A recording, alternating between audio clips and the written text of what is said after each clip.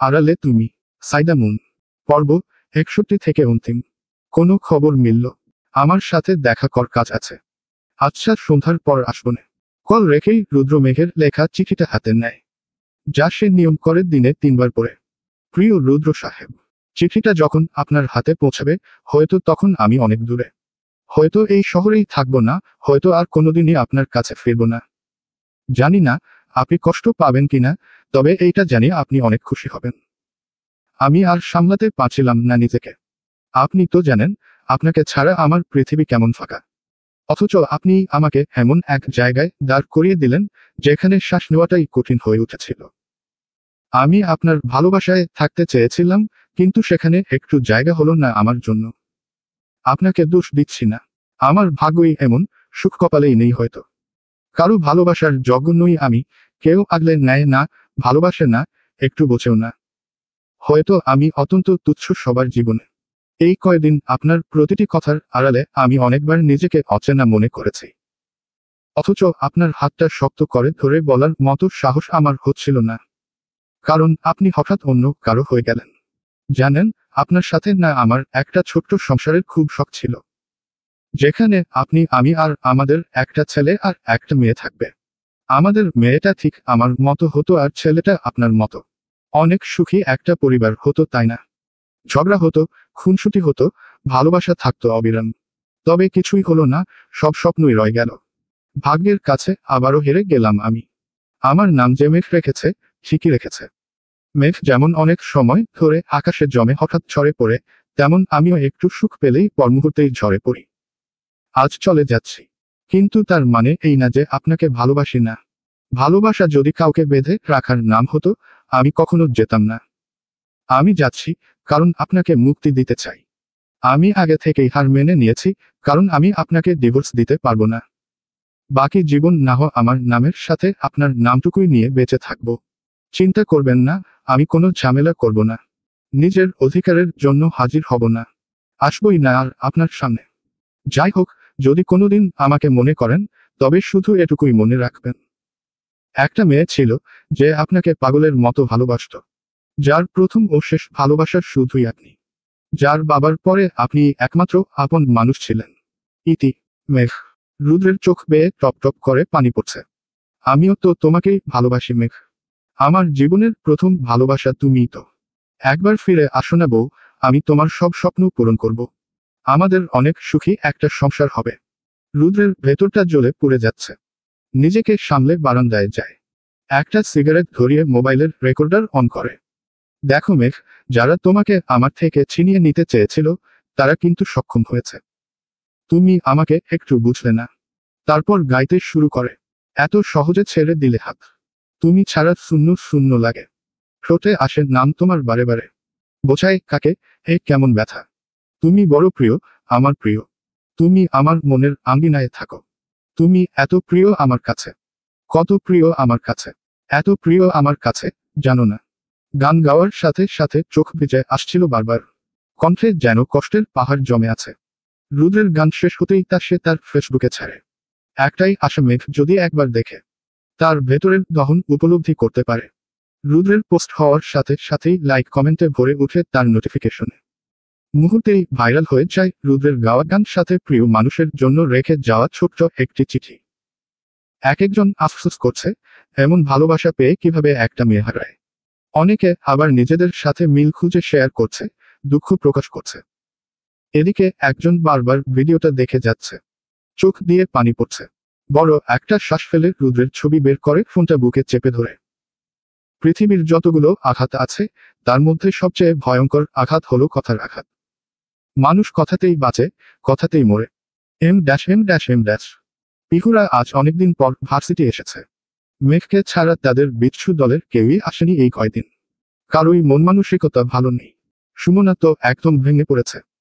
ছোট থেকে একসাথে ক্লাস করা, আড্ডা দেওয়া, কিছু হলেই সাথে সাথে শেয়ার করা, এমন বান্ধবীকে হঠাৎ হারিয়ে সে যেন ভীষণ রকমের একা ফিল করছে।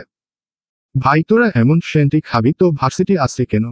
পিহু হতাশ হয়ে বলে। বাসায় ভাইয়ার এসব দেখে দম বন্ধ লাগে। ভাবলাম এখানে আসলে হয়তো তোদের সাথে একটু ভালো লাগবে, কিন্তু এখন মেঘকে আরো বেশি মিস করছি।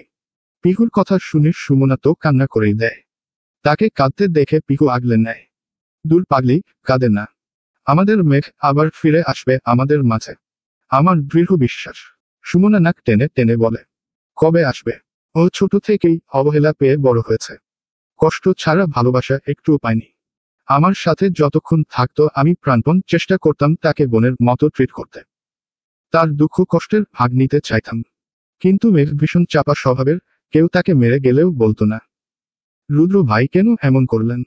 পিহুর চোখেও পানি জমে, নিজেকে সামলে বলে, ভাইয়া মেঘের সেফটির জন্যই তো এমনটা করেছে। পিহুর মুখের কথা কেড়ে নিয়ে সুমনা রেগে ওঠে। সেফটির জন্য তো বলে করলে কি হতো? মেয়েটা কতটা খুশি ছিল তার জীবনে ভালোবাসার মানুষ পেয়ে। সব এক নিমিষেই শেষ করে দিয়েছে। তোর ভাইয়ের দোষ, সব সব তোর ভাইয়ের জন্য হয়েছে। পিহু দীর্ঘশ্বাস ফেলে বলে, কিছু সময় আমরা আপন মানুষের ভালো করতে গিয়ে তার সব থেকে বড় ক্ষতিটাই করে ফেলি। রিক ফুস করে বলে, এতে আমি কারুর দোষী দিব না। রুদ্র ভাইও সমান কষ্ট পাচ্ছেন, মেঘও পেয়েছে। এখানে শুধু বোঝার ভুল হয়েছে। রুদ্র ভাই বুঝতে পারেনি মেঘের সে ছাড়া আর কেউ নেই, আর মেঘ বুঝতে পারেনি রুদ্র ভাই তাকে কতটা ভালোবাসে। সবাই চুপসে যায়। আর কি ইবা বলার? সুমনাও শান্ত হয়ে যায়, কারণ তারা নিজের চোখেই দেখছে রুদ্রের অবস্থা। সেদিন রাতে যখন ধুলোবালি মাখা জামা কাপড় আর এলোমেলো চুল নিয়ে তাদের বাসায় এসেছিল মেঘের খোঁজে, সেদিনই সে নিজ চোখে দেখেছে রুদ্রের চোখে মেঘকে হারানোর তীব্র ভয়। তাকে না পেয়ে তার চোখে চিকচিক করা পানি। কেমন নিস্তেজ দেহ নিয়ে তাদের বাসা থেকে বেরিয়ে গিয়েছিল। রিকেদের চুপ দেখে হঠাৎ বলে উঠে, একটা গল্প শোনবি? দেখিস মুড ঠিক হয়ে যাবে। পিহুরা ভ্রু কুচকে জিজ্ঞাসা করে, কি? তবে শুরু করি। সুমনা রিককে থামিয়ে বলে, ফাউল গল্প হলে মুখ বন্ধ রাখো। আরে না রে মেরিমা, আগে তো গল্প শোন। তারপর রিক একটা বড় শ্বাস নিয়ে বেশ ভাব নিয়ে বলা শুরু করে, এইটা কিছুদিন আগের ঘটনা। আমি রাস্তা দিয়ে যাচ্ছিলাম। রিকের কথার মাঝে পিহু উঠে বলে, পরের লাইন বল। যাচ্ছিলি বুঝছি। রিককে ডিস্টার্ব করাই বিরক্ত হয়ে বলে, চুপ, বলছি তো। যাচ্ছিলাম যখন তখন হঠাৎ রাস্তার পাশে এক লোককে হাতের লাঠি নিয়ে দাঁড়িয়ে থাকতে দেখি। লোকটি আশেপাশে কাউকে খুঁজছে। ভীষণ রাগান্বিত লাগছিল, কেমন ক্ষেপে আছে লোকটি। যেন যাকে খুঁজছে তাকে পেলেই লাঠি দিয়ে মাথা ফাটিয়ে দিবে। এই পর্যায়ে পিহু সুমনা বেশ সিরিয়াস হয়ে যায়। ভাবছে কোনো ক্রিমিনাল নাকি। রিক ফের বলা শুরু করে, তারপর আমি ধীরে ধীরে এগোচ্ছিলাম, অমনি লোকটি আমাকে দেখে ফেলে। দেখেই জহুরি চোখে আমার যাওয়া দেখছে। আমি তো লোকটিকে দেখেই ভয় চেয়ে তার দিকে চেয়ে চেয়ে একবার হাঁটছি। লোকটিও আমাকে দেখছে, আমিও লোকটিকে দেখছি। সেও চোখ সরায় না, আমিও চোখ সরাই না। সেও তাকিয়ে, আমিও তাকিয়ে। রিকের এক কথাকে এতবার পেঁচানো দেখে সুমনা ঝাড়ি মেরে ওঠে, চুপ পপ। পরের লাইন বল। মাথা নষ্ট করে দিচ্ছিস। তারপর হঠাৎ লোকটি পাইছি রে বলের লাঠি উঁচু করে আমার দিকে তেড়ে আসে।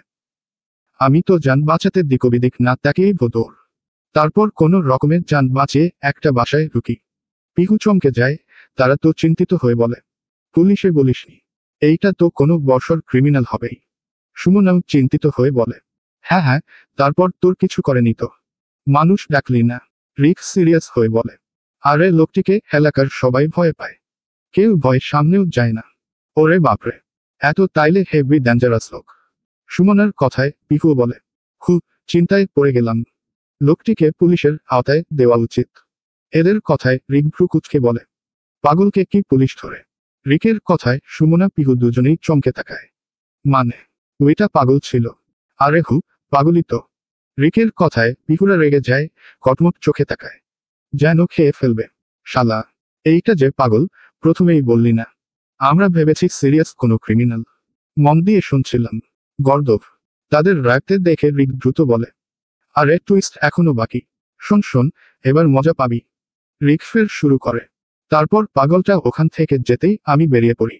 তাকিয়ে দেখি চারিপাশ অন্ধকারে ছেয়ে আছে। আশেপাশে কোনো গাড়ি নেই, শুনশান রাস্তা। আমি আস্তে আস্তে হাঁটছি, রাস্তা পার হচ্ছি, বাড়িঘর পেরুচ্ছি। সাথে আমিও এগিয়ে যাচ্ছি গন্তব্যে। বেশ কিছুক্ষণ পর যেতেই হঠাৎ সামনে দেখতে পাই যে লাস্ট লাইনটুকু শুনে পিহুরা ভয় পেয়ে যায়। হয়তো অনেক ভয়ঙ্কর কিছু দেখেছে তাই এমন রিয়েক্ট করছে রিক। তারা চোখ বড়বড় করে অধীর আগ্রহ নিয়ে জিজ্ঞেস করে, সামনে কি দেখেছিস? রিক উঠে দাঁড়ায়। সামনে দেখেছে আমার বাসা। তারপর বাসায় ঢুকে যাই। রিকের কথায় যেন ওরা বলদ বনে যায়। তাদের যে রিক ইচ্ছে করেই বলদ বানিয়েছে বুঝতে পেরেই উঠে দেয় দৌড়ানি। রিকো হেসে সামনে দৌড় দেয়। তিনজনই হাসছে, দৌড়াচ্ছে পুরো ক্যাম্পাস জুড়ে। হয়তো মেঘ থাকলে তাদের সাথে এভাবেই এনজয় করত। ক্লাস শেষ করে পিহু বেরিয়ে পড়ে বাসায় যাওয়ার উদ্দেশ্যে। আজ বাড়ির গাড়ি নিয়ে আসেনি। ড্রাইভার অসুস্থ, তাই রিকশার জন্য হাঁটছে। কিছুটা দূর যেতেই হঠাৎ পিহুর নজর যায় রাস্তার পাশের ফুচকার দোকানে। তাকে এখন আর কে আটকায়? সোজা গিয়ে ফুচকা অর্ডার দিয়ে আরামে বসে চেয়ারে। প্রায় কয়েক সেকেন্ড যেতেই সেখানে একটা গাড়ি থামে। পিহু ভ্রু কুঁচকে তাকাতেই একটা মেয়ে নেমে আসে।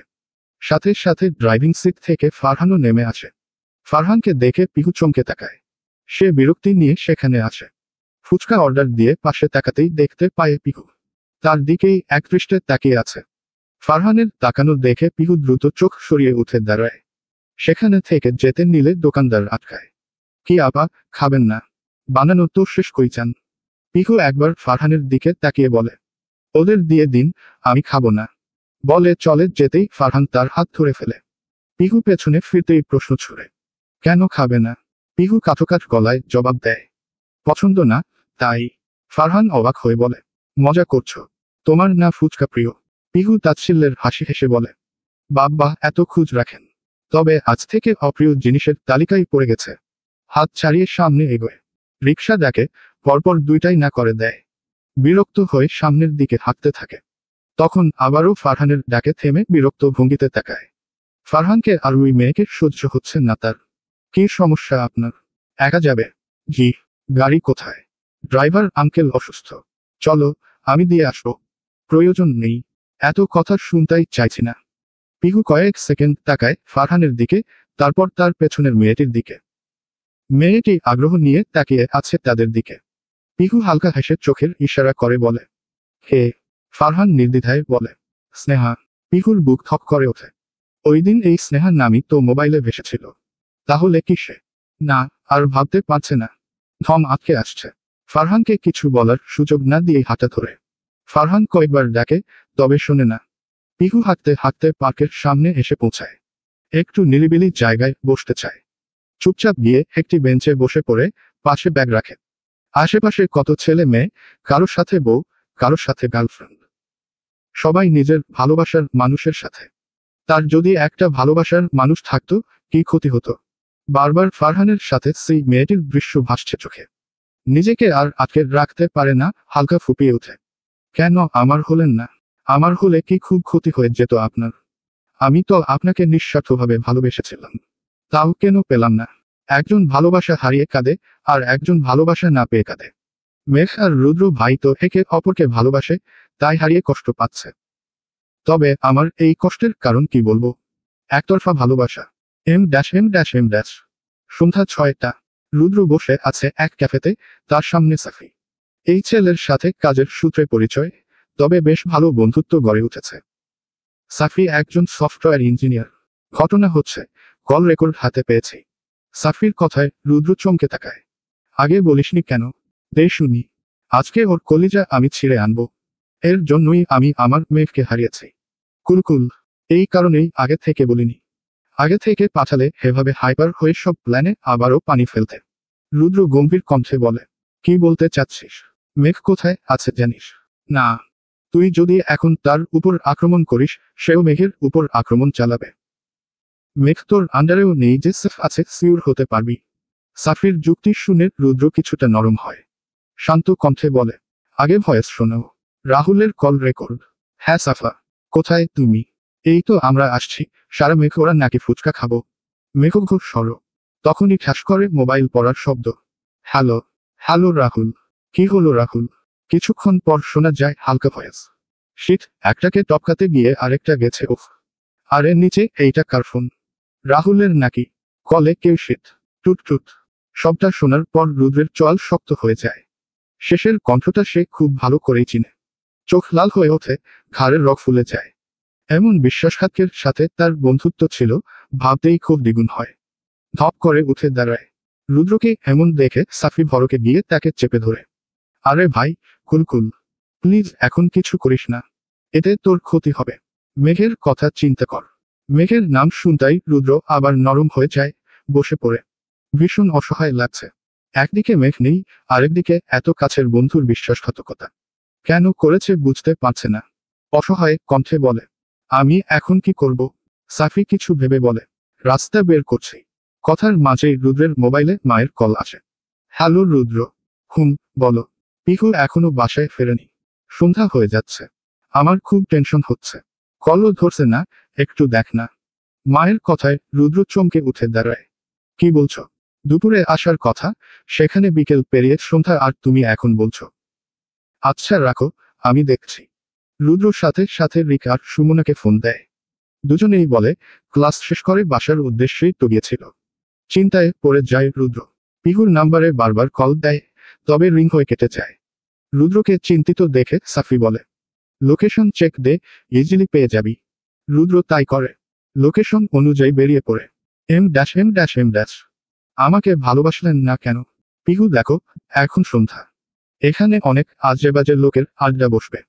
চলো, তোমায় বাসায় পৌঁছে দেই। ফারহান হাত ধরতে গেলেই পিহু ঝাড়ি মেরে ফেলে দেয়। কান্না মিশ্রিত কণ্ঠে বলে, আমার যা ইচ্ছে হোক, তাতে আপনার কিছু যায় আসে না। দূরে থাকুন। চলে যান এখান থেকে। এসেছেন কেন? আমার মজা উড়াতে। এই যে কাঁদছি, চোখের পানি দেখে মজা নিতে। মজা নেওয়া হলো। এবার দয়া করে যান। ফারহান নির্বাক দাঁড়িয়ে থাকে, শুধু শুনে যায়। হঠাৎ পেছনে থেকে কেউ পিহুর ঘাড়ে হাত রাখে।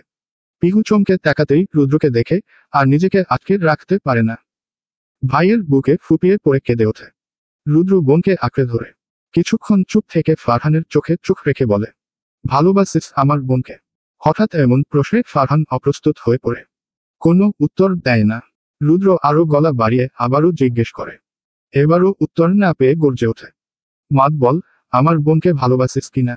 ফারহান একবার পিহুর দিকে তাকিয়ে হালকা ঢুক গিলে বলে, না। ফারহানের না শুনে রুদ্র আর এক মুহূর্ত দাঁড়ায় না। বোনকে নিয়ে গাড়িতে উঠে। পিহু কাঁদছে, খুব কাঁদছে। ভাই তাকিয়ে আছে বোনের মুখে।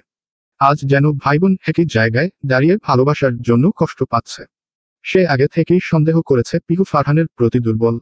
বোনের মাথায় হাত বুলিয়ে বলে, ভাইয়া তোকে অনেক ভালো ছেলে এনে দিব। পিহু মাথা নিচু করে থাকে, কিছু বলে না। রুদ্র আর দেরি না করে গাড়ি স্টার্ট দেয়। এম। পরের দিন দুপুরে 3টা। মেঘ রুম থেকে বেরিয়ে ড্রয়িং রুমে আসে। এক ভদ্রলোক নিউজ দেখছে। মেঘকে দেখে ডাক দেয়, দাঁড়িয়ে আছিস কেন মা? আয়, বসো। মেঘ মুচকি হেসে পাশে বসে নিউজের নজর দেয়। কিছুক্ষণ পর হঠাৎ একটি খবর আসে, যা দেখে মেঘ চমকে ওঠে। ভদ্রলোকও হকচকিয়ে বলেন, আরে, এ যে রুদ্র চৌধুরী। ওকে কেউ গুলি করেছে, মেরিকে। মেঘ আর কোনো কিছু না শুনেই বেরিয়ে পড়ে। তার পিছে পিছে রিকো বের হয়। আরে গোয়েন্দারা, কোন মেডিকেলে আছে না জেনে কোথায় যাবি? রিকের কথায় থেমে যায় মেঘ, ছলছলে চোখে অসহায় কণ্ঠে বলে, প্লিজ রিক, খুঁজ নে কোথায় আছে উনি। ঠিক আছে তো, আমি যাব উনার কাছে। রিক মেঘকে শান্ত করে পিহুকে কল লাগায়। পিহু কিছু বলতেই আচোখে একবার মেঘের দিকে তাকায়। তারপর তাকে নিয়ে ঠিকানা অনুযায়ী বেরিয়ে পড়ে। তারা দাঁড়িয়ে আছে ঢাকা মেডিকেলের সামনে। মেঘ চিন্তায় অস্থির হয়ে আছে। নামতেই সে দৌড়ে যায় রিসেপশনের কাছে। এক্সকিউজ মি, রুদ্র। রুদ্র চৌধুরী নামের পেশেন্ট কোন কেবিনে আছে? সেখানের একজন মহিলা নাম চেক করে বলে দেয় কোন কেবিনে আছে। মেঘ আর এক মুহূর্ত দাঁড়ায় না, দোতলার দিকে হাঁটা দেয়। পেছনে পেছনে রিকো আসছে। মেঘ যত এগুচ্ছে তার হার্টবিট তত বাড়ছে। নির্দিষ্ট কেবিনের সামনে এসে পাঁচ হয়ে যায়। একবার রিকের দিকে তাকায়, রিক মাথা দিয়ে ইশারা করে ঢুকতে। মেঘ বর্ষর একটা ঢোক দিলে ভেতরে ঢুকে পড়ে। ভেতরে ঢুকেই যেন অবাক হয়ে যায়। রুদ্র, সায়ান, শান্তরা বসে আছে। মোবাইলে কিছু একটা করছে, এক একজন বলা বলি করছে। আরে এনিমি মারমার, তুই বাল মুখের সামনে ওয়াল মারলি কেন? আরে ভাই, আগে আমারে রিভাইভ দে, লুট সব যাবে গা। মেঘে এদের অবস্থা দেখে বলে উঠে, কি হচ্ছে? মেঘের কণ্ঠ পেয়েই রুদ্র চমকে তাকায়। দরজার দিকে চোখ যেতেই যেন সে নির্বাক হয়ে যায়। হাতের মোবাইলটা বেডে পড়ে যায়। এতদিন পর তার মেঘকে দেখছে সে। তার এখন কি করা উচিত বুঝে উঠতে পারছে না। মেঘ এত সহজেই ধরা দেবে ভাবেনি। এদিকে মেঘ রুদ্রকে দেখে আরো বেশি চমকে উঠে। নিজের অবস্থা কি করেছে রুদ্র? চুল উস্কো খুস্কো, দাড়ি অনেকদিন কাটেনি মনে হয়, বড় হয়ে গেছে। চোখের নিচে হালকা কালো কালো দাগ। মেঘের বুকের ভেতর কেমন এক ব্যথা শুরু হয়। তার পরিপাটি রুদ্রের একই হাল হয়েছে। তার এসব ভাবনার মাঝেই হঠাৎ কেউ তাকে ঝড়ের গতিতে খুব শক্ত করে জড়িয়ে ধরে। এটা যে রুদ্র ছাড়া অন্য কেউ নয়। মেঘ চুটি করে রুদ্রকে অনুভব করছে। আজ কতদিন পর একটু শান্তিতে নিঃশ্বাস নিতে পারছে। এই বুকেই তো তার সব শান্তি। এর মধ্যেই শান্তরা তাদের প্রাইভেসি দিতে বেরিয়ে যায়। এভাবেই বেশ কয়েক মিনিট যায়, রুদ্রের মুখে কোনো কথা নেই, মেঘও বলছে না। হঠাৎ মেঘ নিজের ঘাড় ভেজা অনুভব করে চমকে যায়। রুদ্র তার জন্য কাঁদছে। অবাক হয়ে মাথা তুলে তাকানোর চেষ্টা করে, তবে রুদ্র তার মুখ মেঘের ঘাড়ে গুজে আছে।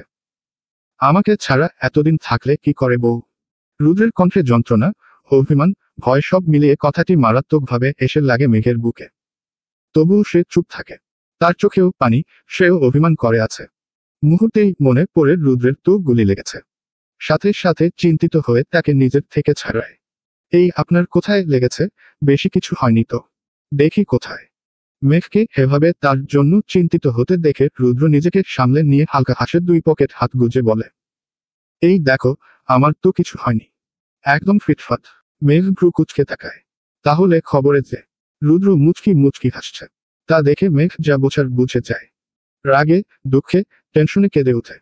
আপনি আপনি একটা মিথ্যাবাদী, চিটার, বাটপার, অনেক খারাপ লোক। আবারও আমার মন নিয়ে খেলেছেন। আমাকে টেনশনে রাখতে, আমাকে কষ্ট দিতে আপনার অনেক ভাল লাগে, তাই না? আমি আর কোনোদিনও আপনার সামনে আসব না। চলে যাব অনেক দূর। মেঘের কথা শুনে রুদ্রের চল শক্ত হয়ে যায়। শান্ত কণ্ঠে হুমকি ছুড়ে, আর একবার যাওয়ার কথা মুখে আনলে ঠ্যাং ভেঙে বাসায় বসিয়ে রাখবো। তোমার সাথে অনেক হিসাব নিকাশ বাকি। অনেক জ্বালিয়েছ, এবার নিজেও জ্বলতে প্রস্তুত হও। মেঘ দ্রুত পিছিয়ে গিয়ে দরজা খুলতে নেয়। দেখে দরজা বাইরে থেকে বন্ধ। একবার রুদ্রের দিকে তাকায় তো একবার দরজা ধাক্কায়। রুদ্র মুচকি হাসছে। এবার আর আমার থেকে পালাতে পারবে না। দরকার হয় খাঁচায় বন্দি করে রাখবো। এই রুদ্রের থেকে দূরে যাওয়ার কোনো পথই আমি রাখব না। আমি আপনার কাছে থাকতে চাই না। যান না, যাকে বিয়ে করতে চেয়েছিলেন তাকে নিয়ে থাকুন। দরজা ধাক্কাতে ধাক্কাতে হঠাৎ দরজা খুলে যায়। মেঘ আর দিকবেদিক না তাকিয়ে দ্রুত বেরিয়ে পড়ে। রুদ্র সাথে সাথে বেরোতে নেয়, শান্তকে দেখে রাগী চোখে তাকায়। বউ, দরজা খুললি কেন? শান্ত আমতা আমতা করে বলে, ভেবেছি তুই ধাক্কাচ্ছিলি। তোকে তো পরে দেখছি। আবার যদি মেঘকে হারাই তোর বংশের বাতি নিভিয়ে দিব। বলতে বলতেই সে মেঘের পিছু নেয়। মেডিকেল থেকে বেরিয়েই মেঘ একটা রিকশায় উঠে পড়ে। তা দেখে রুদ্র দ্রুত নিজেও বাইকে করে রিকশার পিছু নেয়। রিকশা চলছে, তার পিছু পিছু রুদ্রের বাইকও ধীরে ধীরে চলছে। কিছু দূর যেতেই বাইকের শব্দে মেঘ পিছে তাকায়, দেখে রুদ্রকে। বাইক নিয়ে তার পিছে পিছেই আসছে, হেলমেট পরায়, মুখ ঢাকা, শুধু চোখ দেখা যাচ্ছে। তার তাকানো দেখেই রুদ্র একটা চোখ টিপ মারে। তা দেখে সাথে সাথে মেঘ মাথা ঘুরিয়ে নেয়। রিকশার ড্রাইভারকে তাড়া দিয়ে বলে, মামা দ্রুত চালান। এভাবেই এগোচ্ছে, রুদ্র তার পিছু পিছু যাচ্ছে। একটু পর পর সে তাকিয়ে দেখছে, আর রিকশাওয়ালাকে তাড়া দিচ্ছে। বেশ কিছু দূর যেতেই বাইকের শব্দ না শুনে চলে গেছে ভেবে মেঘ পিছে তাকায় আবার। তবে সাথে সাথে আঁকে উঠে রুদ্রের বাইক রাস্তার সাইডে পড়ে আছে, আর রুদ্র তার পাশে। তা দেখে দ্রুত রিকশা থামাতে বলে, মামা রিকশা থামান, রিকশা থামান। রিকশাওয়ালার সাথে সাথে থামায়। মেঘ এক মুহূর্ত দেরি না করেই পাগলের মতো ছুটে যায়। রুদ্র অ্যাক্সিডেন্ট করেছে ভেবে। তবে এই নির্জন রাস্তায় আর তো গাড়ি তেমন নেই, কিসের সাথে বাড়ি লেগে পড়ল। মেঘ সামনে এগিয়ে গিয়ে দেখে রুদ্র অজ্ঞান হয়ে পড়ে আছে, হেলমেট মাথায় এখনো। মেঘ তো ভেবেছে সত্যি কিছু হয়েছে। তার শরীর ঝাঁকিয়ে পাগলের মতো ডাকছে। আশেপাশে মানুষ দেখছে না। রিকশাওয়ালাকে সাহায্যের জন্য ডাকবে ভেবে তাকাতেই দেখে সেও নাই। অবাক হয়ে বলে, রিকশাওয়ালা কোথায় গেল? পাশ থেকে কেউ একজন বলে, সে ভয়ে পালিয়েছে, অ্যাক্সিডেন্ট কেসে ফাঁসবে নাকি। মেঘ রুদ্রের কণ্ঠ শুনে ফট করে পাশে ফিরে তাকায়, দেখে রুদ্র বসে আছে। মেঘের তাকানো দেখে রুদ্র বলে উঠে, সারপ্রাইজ। মেঘ এবার আর নিজেকে শক্ত রাখতে পারে না। রুদ্রের বুকে ঝাঁপিয়ে পড়ে বাচ্চাদের মতো জুড়ে জুড়ে কান্না শুরু করে। কাঁদছে আর রুদ্রের বুকে কিল ঘুষি দিচ্ছে। এসব কোন ধরনের ফাইজলামি? আপনি আসলেই খারাপ একটা লোক, জঘন্য লোক, স্বার্থপর লোক। বারবার আমার আবেগ নিয়ে খেলছেন। মেঘের কথা শুনে রুদ্র হেসে তাকে নিজের বুকে জড়িয়ে নেয়। সরি বউ, আম রিয়েলি সরি। প্লিজ আমাকে মাফ করে দাও, আমি অনেক বড় ভুল করে ফেলেছি। আর কখনো তোমাকে কষ্ট দিব না। তোমার আমার প্রতি রাগ আছে, অভিমান আছে, যত যা আছে সব কিছুর শাস্তি তুমি আমার কাছে থেকেই আমাকে দাও। আমি সব মাথা পেতে নিব, কিন্তু আমাকে ছেড়ে যেও না। তোমাকে ছাড়া আমার দুনিয়া অন্ধকার। তুমি আমার একমাত্র চাঁদ। তুমি থাকলে আমার জীবন আলোকিত হয়ে থাকে। এই রুদ্র চৌধুরী ভীষণ অসহায় হয়ে পড়ে তুমি ছাড়া, প্লিজ। রুদ্রের গলা পাকিয়ে আসছে, একটু থেমে মেঘের মুখটা হাতের হাজলায় নিয়ে চোখ মুছে দিয়ে অসহায় কণ্ঠে বলে, প্লিজ আমাকে ছেড়ে যেও না। তুমি যেমন চাইবা অমনি হব। তুমি যেভাবে বলবা আমি ঠিক সেইভাবেই থাকার চেষ্টা করব। ভুল হলে শাসন করো, বকা দিও, তারপরও আমারে ছেড়ে যেও না। আমি অসম্ভব ভালোবাসি তোমাকে। তুমি ছাড়া দ্বিতীয় নারীর অস্তিত্ব নেই আমার জীবনে। বিশ্বাস করো জানুন। রুদ্রের চোখে পানি চিকচিক করছে, মেঘের চোখ দিয়েও অঝরে পানি পড়ছে। সে কাঁদতে কাঁদতে বলে, বিশ্বাস করুন আমিও আর পারছি না। আপনাকে ছাড়া আমার বুকের ভিতর কি চলতেছে একটা বার যদি দেখাতে পারতাম। রুদ্র আলতো করে মেঘের কপালে গালে নাকে নিজের অধরজোড়া ছোঁয়। মেঘও আবেশে চোখ বুঝে নেয়। কিছুক্ষণ পর রুদ্র উঠে দাঁড়ায়, মেঘকেও টেনে তুলে তার চোখ মুখ মুছে দিয়ে বলে, আর এক ফোঁটাও কষ্ট দিব না তোমাকে বোঝান। গাড়ি টেনে তুলে নিচে উঠে মেঘকে ইশারা করে উঠতে। মেঘ চুপচাপ উঠে রুদ্রকে পেছনে থেকে শক্ত করে জড়িয়ে বসে। নিজের বুকের উপর মেঘের দুই হাত দেখে মুখে প্রখর হাসির রেখা ফুটে উঠে গাড়ি স্টার্ট দেয়। বাইক চলছে বাড়ির উদ্দেশ্যে। রুদ্র আস্তে করে বলে, ভালোবাসি বউ। মেঘ মিনমিনিয়ে বলে উঠে, আমিও আপনাকে ভালোবাসি। মেঘের মুখে ভালোবাসি শুনে রুদ্র দুষ্টু হেসে গান ধরল, যদি তুমি ভালোবাসো ভালো করে ভেবে এসো, খেলে ধরা কোনো খানে রবে না। আমি ছুঁয়ে দিলে পরে অকালেই যাবে ঝরে, গলে যাবে যে বরফ গলে না। আমি গলা বেঁচে খাবো, কানের আশেপাশে রব, ঠোঁটে ঠোঁট রেখে কথা হবে না। রুদ্র গান শুনে মেঘ বুঝে চায় কিসের ইঙ্গিত। তার কাঁধে হালকা থাপ্পড় মেরে বলে, অশুভ লোক, চুপচাপ গাড়ি চালান। এম। চৌধুরী বাড়িতে আজ খুশির আমেজ। বাড়ির বউ এতদিন পর ফিরে এসেছে বাড়িতে। সিদ্দিকা বেগম তো মেঘকে বুকে নিয়ে সে কি কান্না। আমাকে ছুঁয়ে কসম করে বল, আর কোনোদিনও আমাদেরকে ছেড়ে যাবি না।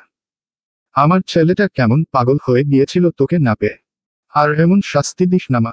মেঘ মাথা নেড়ে বলে, আর কখনো যাব না তো আপনাদের ছেড়ে। আপনারা ছাড়া আমার আর কে আছে এই দুনিয়ায়। মেঘের কথায় সিদ্দিকা বেগম তার কপালে চুমু দিয়ে বলেন, এই তো আমার লক্ষ্মী মেয়ে।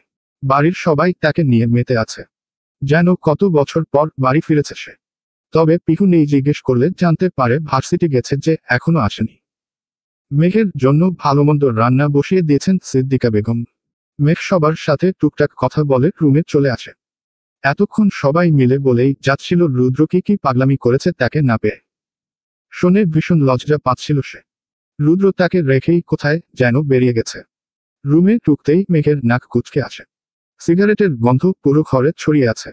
নিচে সিগারেটের পুরো প্যাকেট ছড়িয়ে ছিটিয়ে। রুমের অবস্থা নেই। বারান্দারও একই অবস্থা। ফুস করে শ্বাস ফেলে কোমরে কাপড় বেঁধে শুরু করে কাজ। সব গুছিয়ে ঘরটাকে মানুষ করে চলে যায় গোসলে। গোসল সেরে এসে আয়নার সামনে দাঁড়ায়। মুখে মুচকি হাসি ফুটে উঠে, আজ কতদিন পর শান্তি লাগছে। নিজের ঘর, নিজের সংসার, এসব আবার ফিরে পেয়ে। তবে মনে প্রশ্ন থেকেই যায়, সাফার রুদ্র এমন নাটক করলো কেন কাকে ধরতে। এম। রুদ্র কারের সাথে হেলান দিয়ে দাঁড়িয়ে আছে। তার সামনে মাথা নিচু করে দাঁড়িয়ে আছে অর্ণব। রুদ্র তাকে ভয় পেতে দেখে বলে, you know who I am. র। রুদ্র, প্লিজ ভুল হয়েছে। উহুহ রং।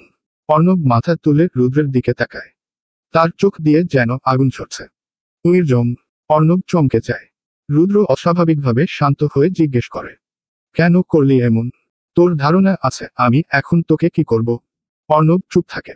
কোনো উত্তর না দেখে রুদ্র চিৎকার করে উঠে, বল কেন এমন বিশ্বাসঘাতকতা করলি? এতদিন কি দুধ কলা দিয়ে কালসাপ পুষেছি? বন্ধু হয়ে বন্ধুর পিছেই ছুরি মারলি। ফারহান আর আমার মধ্যে দূরত্ব সৃষ্টি করলি।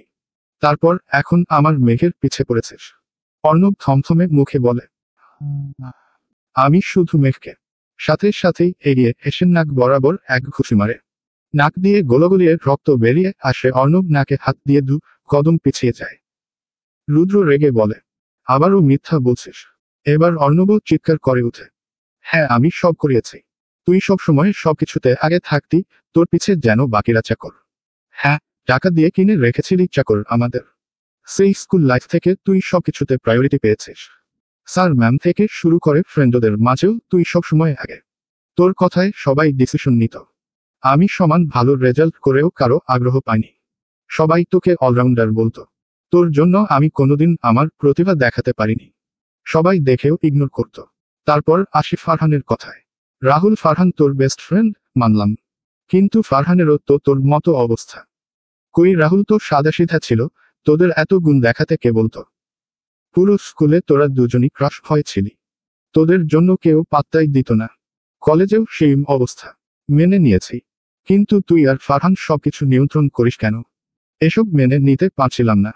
তোদের এত ফেম, এত মাখো মাখো বন্ধুত্ব আমার তো সহ্য হচ্ছিল না। তাই তোদের মধ্যে ঝামেলা লাগিয়েছি। ভেবেছিলাম একটু নষ্ট হবে, পরে দেখি শত্রুতে পরিণত হয়েছিস। হা হা হা হা। রুদ্র রাগে থরথর করে কাঁপছে। উঠে এসে অর্ণবের কলার চেপে ধরে। তার মানে এসব তুচ্ছ কারণে তুই আমার আর ফারহানের মাঝে এসেছিলি? আমি কোনো কারণ ছাড়াই ফারহানকে তোর কথায় যা নয় তা বলেছিলাম সেদিন। সে এতবার বুঝাতে চেয়েছিল, আমি শুনিনি। শুধু তোর কথায় ভরসা করেছিলাম।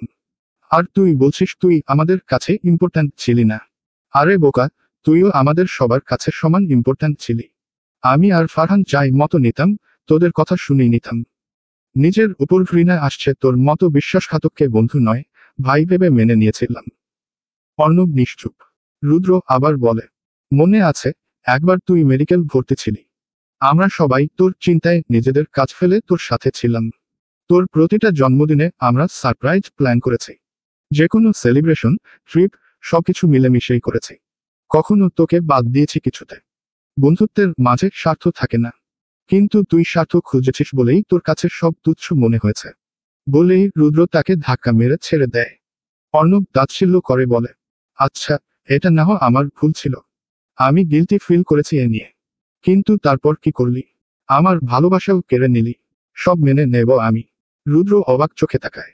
মাথায় ঢুকছে না না, কার ভালোবাসা কেড়ে নিয়েছে সে? কিসব বলছিস? মাথা ঠিক আছে? হ্যাঁ ঠিক আছে। জীবনের প্রথম অনুকেই ভালোবেসেছিলাম। ফার্স্ট ইয়ার থেকেই পছন্দ করি। সাহস হয়নি বলার। কিন্তু ও তোকে ভালোবাসতো, তোকে চাইতো। অর্ণবের গলা ভেঙে আসে, চোখে পানি চিকচিক করছে। নিজেকে সামলে বলে, তুই আমার ভালোবাসা কেড়ে নিয়ে সুখে থাকবি ভাবলি। তাই আমি তোর লাইফ থেকে তুই যাকে ভালোবাসিস তাকেও সরাতে চেয়েছি। হ্যাঁ, আমি সব করিয়েছি। আমি তোর মেঘকে মেরে ফেলবো। তোর থেকে যখন তোর ভালোবাসা দূরে যাবে, তখন বুঝবি আমার কষ্ট। আমি একা কষ্ট পাবো কেন? তোকেও পেতে হবে। রাগের কপালের রগ ফুলে উঠে, রুদ্র আর এক সেকেন্ডও দাঁড়ায় না। ঝাঁপিয়ে পড়ে অর্ণবকে উড়াধুরা মারতে থাকে। দুজনের মধ্যে হাতাহাতি হয়। এক পর্যায়ে অর্ণব মাটিতে লুটিয়ে পড়ে। রুদ্র আরো মারতে যেও থেমে যায়। এর মধ্যেই পুলিশ এসেছে। রুদ্রই কল করেছিল। কারণ তার হাতে থাকলে বর্ষর কিছু হয়ে যেতে পারে। রুদ্র অর্ণবের কলার ধরে বলে, তুই যদি আমার ফ্রেন্ড না হতিস, তোকে এতক্ষণে খুন করতাম। তবে আমি অমানুষ হতে পারিনি। আজকের পর যেন তোকে চোখের সামনে না দেখি। পুলিশ অর্ণবকে নিয়ে যায়। রুদ্র ফুটপাতে বসে পড়ে। চোখে ভেসে উঠে তাদের বন্ধুদের কাটানো মুহূর্তগুলো, এভাবে যে তাদের গ্রুপ একে একে শেষ হয়ে যাবে জীবনে কল্পনাও করেনি। বারবার মাথায় ঘুরপাক খাচ্ছে অর্ণবের বলা কথাগুলো। কাকে সে এত বিশ্বাস করেছিল? ঠিক তখনই একটা নাম্বার থেকে কল আসে। রিসিভ করতেই ভরকে যায়। এম। ফারহান বিছানায় শুয়ে কালকের ঘটনাগুলো ভাবছিল। চোখে ভাসছে পিকুর কান্নাভেজা মুখ। বুকের ভেতর ব্যথা করছে। নিজেকে ভীষণ অপরাধী লাগছে, আবার মনে হচ্ছে সঠিকও করেছে। হঠাৎ মোবাইলে কল আসে। খেয়াল করে দেখে পিকুর নাম্বার থেকে 4/5টা মিসড কল। সে টেরই পায়নি। দ্রুত কল ব্যাক করে, কিন্তু রিসিভ হয় না। আবার কল দিতে থাকে। লাস্ট কলেই রিসিভ হয়। কি হয়েছে, কল ধরছিলে না কেন? ঠিক আছো তো? অপর পাশ থেকে অন্য কারো গলা ভেসে আসে। এই মোবাইলের মালিকের অ্যাক্সিডেন্ট হয়েছে। অবস্থা খুব ক্রিটিক্যাল। উনার পরিবারের কেউ হলে দ্রুত সরকারি মেডিকেলে চলে আসুন। অনেকবার কল করেছি, এখনো কেউ আসেনি। দ্রুত আসুন। ফারহান স্তব্ধ হয়ে যায়। প্রথম দুলাইনই তার কানে ঢোকে, বাকিটা আর শুনতে পারে না। পিকু। ভাবতেই অন্ধকার নেমে আসে চোখে মুখে। নিঃশ্বাস ভারী হয়ে ওঠে।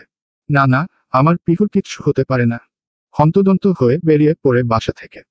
তার এভাবে ছুটে যাওয়া দেখে বাসার সবাই চিন্তিত। সায়ান পিছু নেয় তার। ফুল স্পিডে গাড়ি চালাচ্ছে ফারহান। হাত পা কাঁপছে।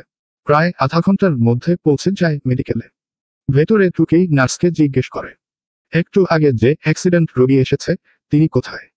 নার্স তাকায় ফারহানের দিকে। আপনি উনার পরিবারের লোক? ফারহান দ্রুত মাথা নাড়ায়। নার্স ইতস্তত করে বলে, উনি আর নেই। মেডিকেলে আনতে আনতেই মারা গেছেন। ওই যে ভিড় জমেছে, তার লাশ দেখতেই। ফারহান কয়েক সেকেন্ড বোবা হয়ে থাকে। নার্স কি বলছে মাথার উপর দিয়ে যাচ্ছে, মাথায় ঢুকছে না কিছু। কয়েক সেকেন্ড যেতেই কথাটি তার ভেতর নাড়া দিয়ে তুলে। সাথে সাথে চিৎকার করে উঠে, পিকু! দ্রুত ভিড় ঠেলে এগিয়ে যায়। সামনের সাদা কাপড়ে মোড়ানো লাশের কাছে ছুটে যায়। সামনে যেতেই পা থেমে যায়। ফারহান কাঁপা কাঁপা গলায় বলে, না না, এ আমার পিকু হতে পারে না। কাপড় সরান, ফেস দেখান। ডাক্তার শান্তভাবে বলে, মুখে আঘাত বেশি পেয়েছে, থেতলে গেছে। দেখে চেনা সম্ভব নয়। পাশ থেকে একজন ব্যাগ আর ফোন এড়িয়ে দেয়। এগুলো উনার থেকে পেয়েছি, দেখুন। ফারহান সেদিকে তাকিয়েই চমকে উঠে। এ তো পিকুর। মুহূর্তেই ধপ করে মাটিতে বসে পড়ে। শরীরে যেন শক্তি ফুরিয়ে এসেছে। শরীর থরথর করে কাঁপছে, ফাঁকা দৃষ্টি নিয়ে তাকিয়ে আছে লাশের দিকে। এটা পিকুর। পিকু আর নেই। কাপা হাতে কাপড় ছুঁয়ে বলে, পিকু এটা তুমি? কোনো উত্তর নেই। সে আবার বলে, এই, উত্তর দাও না কেন? সায়ান কাঁধে হাত রাখে। ফারহান ভাঙা কণ্ঠে বলে, দেখ, পিকু কথা বলছে না। নাটক করছে। মরার নাটক করছে। বলো না ওকে আমার জীবন নিয়ে যত খুশি নাটক করতে, তবুও এসব না করতে। চারপাশের সবার চোখে পানি। ফারহানের চোখ দিয়ে ঝরঝরিয়ে পানি পড়ছে। সে সায়ানকে বলছে, ওকে বল না উঠতে। আমার বুক ব্যথা করছে, নিঃশ্বাস বন্ধ হয়ে আসছে। সায়ানের চোখও ভিজে আছে। সবাই বলাবলি করছে, আহারে মেয়েটাকে মনে হয় অনেক ভালোবাসতো, মরে গেল কিভাবে সহ্য করবে। ফারহান গর্জে উঠে, চুপ! আমার পিকুর কিছু হয়নি। ওর কিছু হতে পারে না। দ্রুত হাতে সে লাশটাকে ঝাঁকাতে শুরু করে ডাকতে থাকে, এই যান, উঠুন না প্লিজ। মজা করছো তাই না? আমার উপর রাগ হয়েছে। এই দেখো কানে ধরছি। আর এমন করব না, একদম তোমার মনের মতো হয়ে যাব। দুই হাত কানে ধরে অনুনয় করছে, কিন্তু কোনো সারা শব্দ নেই। এবার ফারহানের বুক যেন ফেটে যাচ্ছে। সারাক্ষণ বকবক করতে থাকা মেয়েটি এখন একটা শব্দও উচ্চারণ করছে না। সে এত ডাকছে তাও উঠছে না। প্রিয়জন হারানোর যন্ত্রণা তাকে একেবারে কাবু করে ফেলেছে। নিজেকে আর নিয়ন্ত্রণ করতে না পেরে চিৎকার করে কেঁদে ওঠে, এই মেয়ে, উঠো না রে। ছেড়ে যাবি তো ভালোবাসা জন্মালি কেন? এখন আমি কি নিয়ে বাঁচব? কি সমস্যা আপনার এভাবে কাঁদছেন কেন? কি হয়েছে? ফারহানের কাঁধে হাত রেখে কেউ জিজ্ঞেস করলে ফারহান ভেঙে পড়া গলায় বহু কষ্টে বলে, পিকু! আজব, আমি তো এখানে কিছু হয়নি। কথাটি কানে আসতেই মুহূর্তেই ফারহান চুপ হয়ে যায়। এক ঝটকায় মাথা ঘুরিয়ে পেছনে ফিরে তাকায়। পিকুকে সরাসরি দাঁড়িয়ে থাকতে দেখে একবার লাশের দিকে তাকাচ্ছে, তো একবার পিকুর দিকে। সাথে সাথে উঠে দাঁড়ায়। এদিকে পিকু ফারহানের চোখ মুখ দেখে অবাকের চরম পর্যায়ে। ফারহানের চোখ ও নাক লাল হয়ে আছে কান্নার ফলে, চোখে এখনো পানি। পিকুর বুক মুচড়ে ওঠে। ফারহান অবাক কণ্ঠে বলে, তুমি এখানে? তো এইটাকে জানি না কে, তবে আমার সামনেই অ্যাক্সিডেন্ট হয়েছে। ফারহান সাথে সাথে পিকুকে পুরো স্ক্যান করে, হাতে ও কপালে ব্যান্ডেজ দেখে কপালে হাত দিয়ে চিন্তিত হয়ে বলে, হাতে কি হয়েছে? কপালে কি হয়েছে? কি করে হয়েছে এসব? পিকু ফারহানের অস্থিরতা দেখে কয়েক সেকেন্ড চুপ থেকে বলে, আমি গেট দিয়ে বের হয়ে সামনে এগোতেই দুটো গাড়ি ঠিক আমার সামনেই মুখোমুখি সংঘর্ষ করে। অল্পের জন্য দুটির মাঝেই আমি চলে যেতাম। আমাকে একজন ধাক্কা দিয়ে সাইডে ফেলে দেয়, যার জন্য বর্ষর বিপদ থেকে বাঁচলাম। তবে রাস্তায় পোড়ায় হাত আর কপালে চোট লেগেছে কিছুটা। পিকুর কথার মধ্যেই মেডিকেলে ভর্তি মানুষের সামনে ফারহান পিকুকে জড়িয়ে ধরে, যেন মূল্যবান কিছু হারিয়ে ফিরে পেয়েছে। শক্ত করে বুকে জড়িয়ে রেখেছে, চোখ দিয়ে অঝরে পানি ঝরছে। এমনভাবে চেপে ধরে যেন ছাড়া পেলে পালিয়ে যাবে। পিকুকে হারানোর ভয় তাকে একদম কাবু করে ফেলেছে। পিকু চমকের উপর চমক পাচ্ছে, ফারহান তার জন্য কাঁদছে, পাগলের মতো আচরণ করছে। এমন শক্ত মানুষকে এভাবে ভেঙে যেতে দেখছে। তার থেকে বড় কথা, পাবলিক প্লেসে এভাবে জড়িয়ে ধরা। এদিকে রুদ্রমেঘ এসেছে আরো কিছুক্ষণ আগেই। এতক্ষণ ফারহানের অবস্থা দাঁড়িয়ে দাঁড়িয়ে দেখছিল। পিকু মেডিকেল আসার পরপরই আননোন নাম্বার দিয়ে বাড়িতে কল দিলে সিদ্দিকা বেগমের প্রেশার হাই হয়ে যায় মেয়ের টেনশনে। তা দেখে মেঘ রুদ্রকে কল করে আনায়, তারপর দুজনে দ্রুত মেডিকেলে এসে পৌঁছায়। ফারহান পিকুকে এভাবে দেখে রুদ্র এগিয়ে যেতে চাইলে মেঘ হাত ধরে আটকে দেয়। রুদ্র পাশে ফিরে তাকাতেই মেঘ মাথা দিয়ে ইশারা করে এখানেই থাকতে। বেশ কয়েক সেকেন্ড যেতেই পিকু মুচড়ামুচড়ি শুরু করে ছাড়া পেতে। ছাড়ুন আজব, আমি মরে গেলেও কি আপনার কিছু যায় আসে নাকি? ছাড়ুন, সবাই দেখছে। ফারহান পিহুকে ছেড়ে দাঁড়ায়, নিজেকে স্বাভাবিক করে বলে, ফালতু কথা মুখে আনলে থাপ্পড় দিয়ে কাল ফাটিয়ে দিব। তো সত্যি কথাই তো বলেছি। আপনি তো আমাকে ভালোবাসেন না। তো মরে গেল। ফারহান সাথে সাথে পিহুর দুই বাহু শক্ত করে চেপে ধরে ঝাঁকিয়ে ওঠে। এই বেয়াদব, আর একবার মরার কথা মুখে আনলে খুব খারাপ হয়ে যাবে। পিহু তাচ্ছিল্য করে ছাড়িয়ে বলে, শুনেছি মানুষ ভালোবাসার মানুষের মুখে মরার কথা শুনতে পারে না। তবে আপনিও কি আমাকে? ফারহান ফট করে বলে, না আমি বাসি না। পিহু ফুস করে উঠে মনে মনে বলে, হেব্বি শেয়ানা, ভাঙবে তবু মুচকাবে না। বাপুরে মরে গেছি ভেবে কি কান্না জান টান ডাকছিলি শালা, এখন আবার ভাব ধরেছে। কি মনে করেছিস পিহুকে? পিহু ইজ পিহু, তোকে বেডা আমি যদি শিক্ষা না দিই, নাম বদলে ফেলবো। এর মধ্যেই রুদ্র এগিয়ে আসে। তোর ভালোবাসার দরকার নেই। আমার বোনের বিয়ে ঠিক, শীঘ্রই দাওয়াত পেয়ে যাবি। ভাইয়ের কথায় পিহু কিছুটা চমকে যায়। ফারহানের দিকে তাকালে দেখে তার দিকেই অসহায় চোখে চেয়ে আছে। পিহু সাথে সাথে চোখ সরিয়ে নেয়।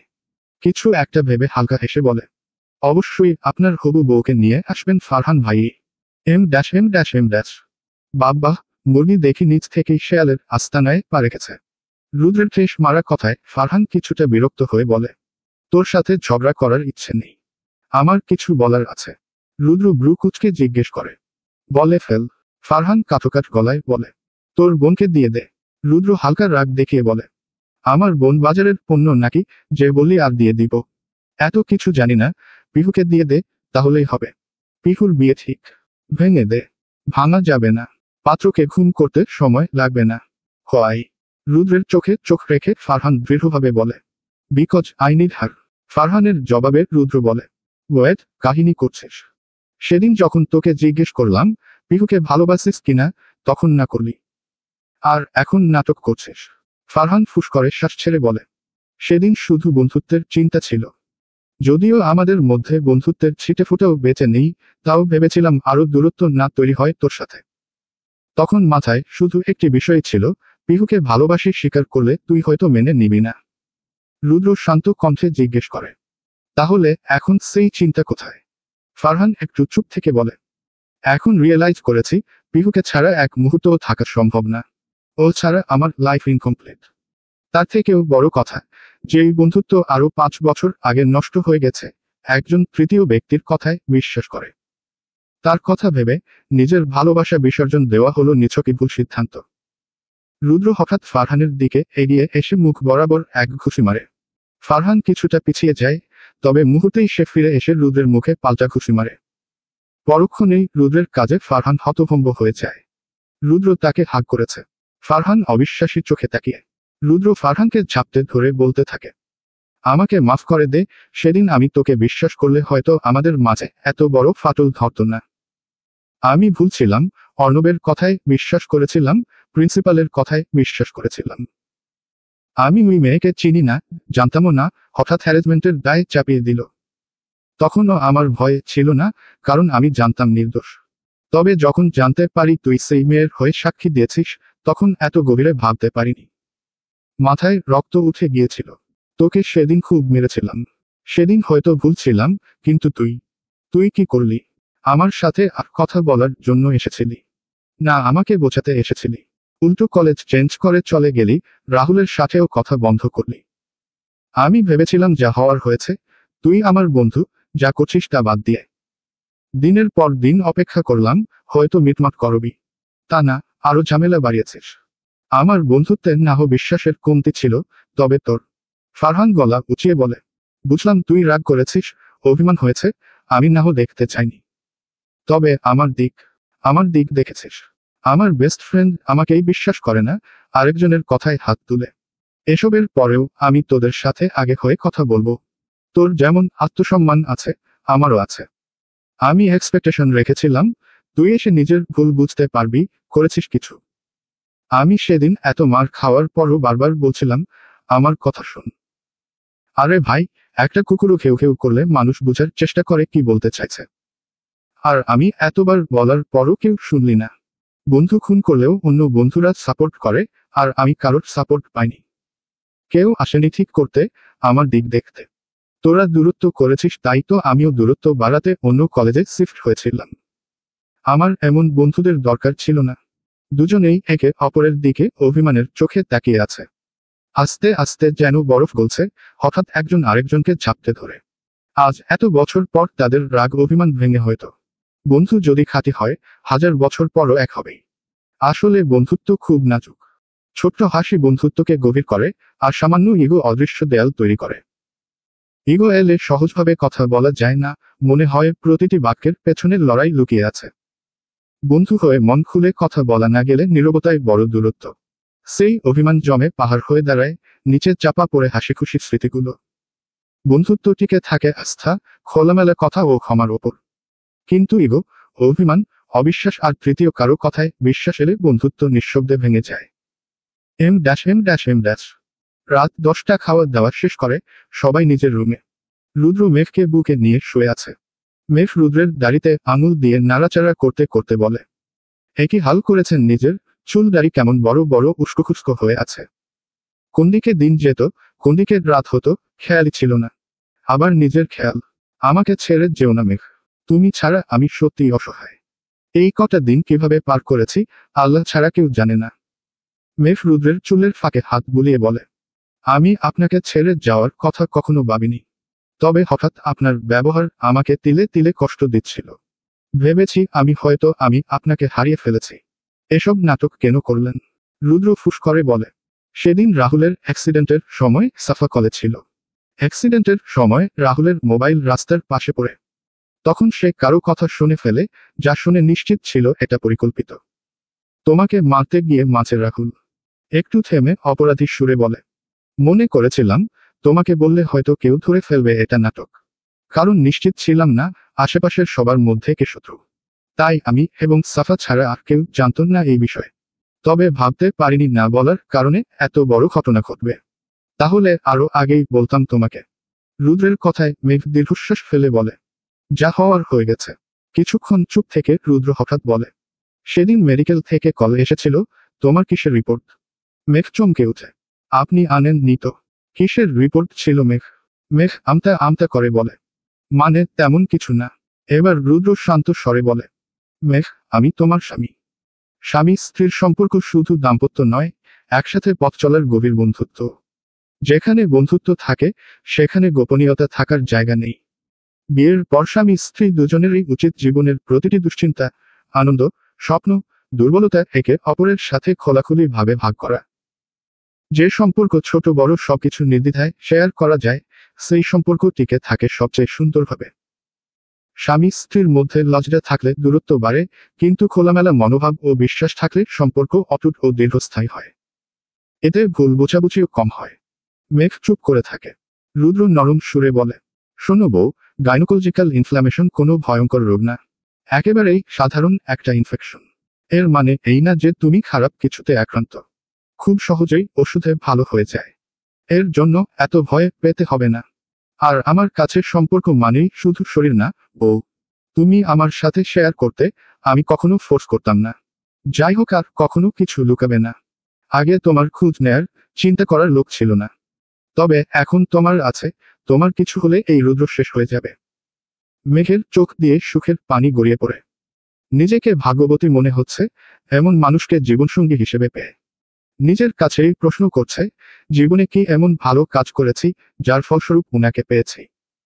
এমন বুঝদার মানুষই চায় একজন মেয়ে তার জীবনে। যে যে কোনো পরিস্থিতিতে তাকে বুঝবে, বোঝাবে। শুধু স্বামী হিসেবে নয়, বন্ধু হিসেবেও পাশে থাকবে। এম। সাথে সেই কখন থেকে সুমনা কল দিয়েই যাচ্ছে, কিন্তু ধরছে না। রেগে মেগে আগুন হয়ে আছে, কল ধরছে না দেখে। আজকে মজা বুঝাবে ভেবে আবারও কল লাগায়, তখনই রিসিভ হয় কল। সাথে সাথে সুমনা রেগেমেগে তেতিয়ে উঠে বলে, এই কুদ্দুসের বাপ কল ধরিস না কেন বেডা? সাথে সাথে অপাশ থেকে কেউ একজন কয়েক সেকেন্ড চুপ থেকে বলে, মা, আমি কুদ্দুসের দাদা, কুদ্দুসের বাপ বাথরুমে। সুমনা বসর এক ঝাটকা খায়, চোখ বড়বড় করে একবার মোবাইলের দিকে তাকায়, না, নাম্বার ঠিক আছে। তার মানে সাদের আব্বু কল ধরেছে। সাথে সাথে ফোন কানে দিয়ে তড়িঘড়ি করে বলে, আসসালামু আলাইকুম শ্বশুর আব্বা, মানে সরি আঙ্কেল। অপাশ থেকে এনামুল চৌধুরী হেসে উঠেন, সুমনার বাচ্চামি দেখে, উনিও মজা করে বলেন, ওয়ালাইকুম আসসালাম বৌমা। সরি মা। সুমনা এবার লজ্জায় একদম মনে হচ্ছে মাটির নিচে চলে যাবে। নিজেকে মনে মনে ইচ্ছে মতো গালি দিচ্ছে। এই পাতলা মুখে কিছু আটকায় না, ছিছি কি না কি ভাবছেন। ভাবতে ভাবতেই ওদিক থেকে এনামুল চৌধুরী বলেন, কুদ্দুসের বাপ চলে এসেছে, নেও মা, কথা বলো। বলেই সাদের হাতে কল দিয়ে হাসতে হাসতে চলে যান। এদিকে সাদ ব্রু কুচকে তাকিয়ে আছে, বাবা কি বলে গেল সব মাথার ওপর দিয়ে গেল। তারপর ফোনের দিকে তাকাতেই দেখে সুমনা কল দিয়েছে। এবার যা বুঝার বুঝে যায়। নিশ্চিত এই মেয়ে কোনো গন্ডগোল পাকিয়েছে। হ্যালো, এই আব্বু কল ধরেছিল। আব্বুর সাথে কি কথা বলেছ? উল্টাপাল্টা কিছু বলনি তো? সুমনা বেচারি কাদু কাদু কণ্ঠে বলে, আমি না, ইচ্ছে করে করিনি। একে একে সব বলতেই সাদ হাসতে হাসতে শেষ। সাদকে হাসতে দেখে সুমনা রেগে যায়। আমি বাঁচি না টেনশনে। এই বেয়াদব বেডা হাসে। এখন যদি তোমার আব্বু আমাকে মেনে না নেয়, যদি বলে এই সুমনা অর্ফে অশুভ মেয়েকে আমি বেটার বউ করব না, তখন আমার কি হবে? সুমনার বিলাপ শুনে সাদ কোনো রকমে হাসি থামিয়ে বলে, আরে বলদ, বুঝনি এখনো? কি? আব্বু তো রাজি, নয়তো তোমাকে কি বলতো বৌমা? সুমনা অবাক হয়ে বলে, সত্যি? আরে হো জান। সুমনার খুশি ধরেকে সাদও খুশি হয়ে বলে, যাক, এই প্রথম একটা ভালো কাজ করলে। কথাটা এগিয়ে রাখলে এবার বললে রাজি হয়ে যা। সাদের কথার সাথে সাথে সুমনা চুপসে যায়। এই প্রথম ভালো কাজ করেছি মানে? তার মানে আগে যা করতাম সব খারাপ ছিল। আর কথা বলবা না, লক। বলেই রেগে মেগে ধুম করে কল কেটে দেয়। এদিকে সাদ হ্যাবলার মতো মোবাইলের দিকে তাকিয়ে বুঝে উঠছে না, সে তো প্রশংসা করলো, এখন প্রশংসা করলেও দোষ। শালার বউ না বেদনা, আমায় একটু বুঝে না। Em dash. এদিকে রিক ভিডিও কলে এসে এ নিয়ে 20 বার কানে ধরে ফেলেছে, তাও মিষ্টির রাগ কমছে না। মূলত মিষ্টি একটা মেয়ের পিক দিয়েছিল রিককে দেখতে। তারপর প্রায় 10 সেকেন্ড পর তা ডিলিট করে ফেলে। তারপর জিজ্ঞেস করে, পেছনের দেয়ালের কালার কি? এবার তো রিক হকচকিয়ে যায়, সে তো খেয়াকি করেনি। এ নিয়ে লেগেছে ঝগড়া। আরে জানু, মনু, বাবু, শুনু, টুনু, সরি বলছি তো। রিকের আজগুবি ডাক শুনে আরো রেগে উঠে মিষ্টি বলে, এসব ফাউল ডাকের জন্য আরো 20 বার কানে ধরবে। আর একটাও কথা বললে 10 করে বাড়বে। রিক তো বেকল বনে যায়, মানে একটু রোমান্টিক ডাকি তো দিয়েছিল। এত রোমান্টিক বয় হয়ে কি লাভ? গার্লফ্রেন্ড আমার রোমান্টিক ডাক বোঝে না? হো। M dash. পিহু বেশ কিছুক্ষণ ধরে আরামসে বসে আছে, সামনের বেডে ফোনটা রেখে। রিকের একটা ফেক আইডির সাথে এঙ্গেজড দিয়ে রেখেছে। এরপর থেকেই ফারহানের কল মেসেজ আসছে, কিন্তু সে ধরছেই না। বেশ মজা লাগছে। হাহ, আমি যখন ঘুরেছি তখন কেমন লেগেছিল বুঝো চান্দু। বেশ কিছুক্ষণ পর এবার কল ধরবে বলে সিদ্ধান্ত নেয়। যা ভাবনা তাই কাজ। আবার কল আসতেই কল রিসিভ করে। কল ধরতেই সাথে সাথে সেদিকে থেকে গলা ভেসে আসে, এই মেয়ে, তোর কি আমারে ছ্যাঁচড়া মনে হয়? না না, তো কল ধরছিলে না কেন? এমনি। এমনি মানে? ওই আইডি কার এঙ্গেজড দেওয়া মানে কি এসবের? পিহু, তুমি কি ফাইজলামি করছো? পিহু ভাবলেশহীনভাবে বলে, সে যেই হোক, তাতে আপনার কি? পিহু, রাগ উঠাইও না, যদি সামনে পাই, গালাস তো থাকবে না। তা তো থাকবেই না, কারণ? ফারহান ব্রু কুচকে প্রশ্ন করে। কারণ?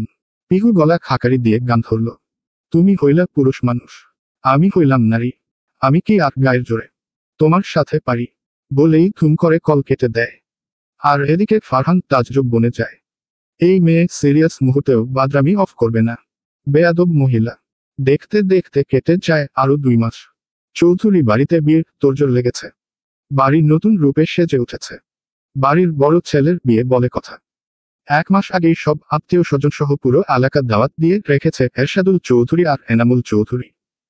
ওরা তো ভীষণ এক্সাইটেড ছেলের বিয়ে নিয়ে। শুধু ওরাই না, পুরো চৌধুরী পরিবারই এক্সাইটেড। আর 1 সপ্তাহ বাকি বিয়ের, মার্কেটিং পুরো দমে চলছে। বাড়ির সব পুরুষেরা বসে আছে ড্রয়িং রুমে।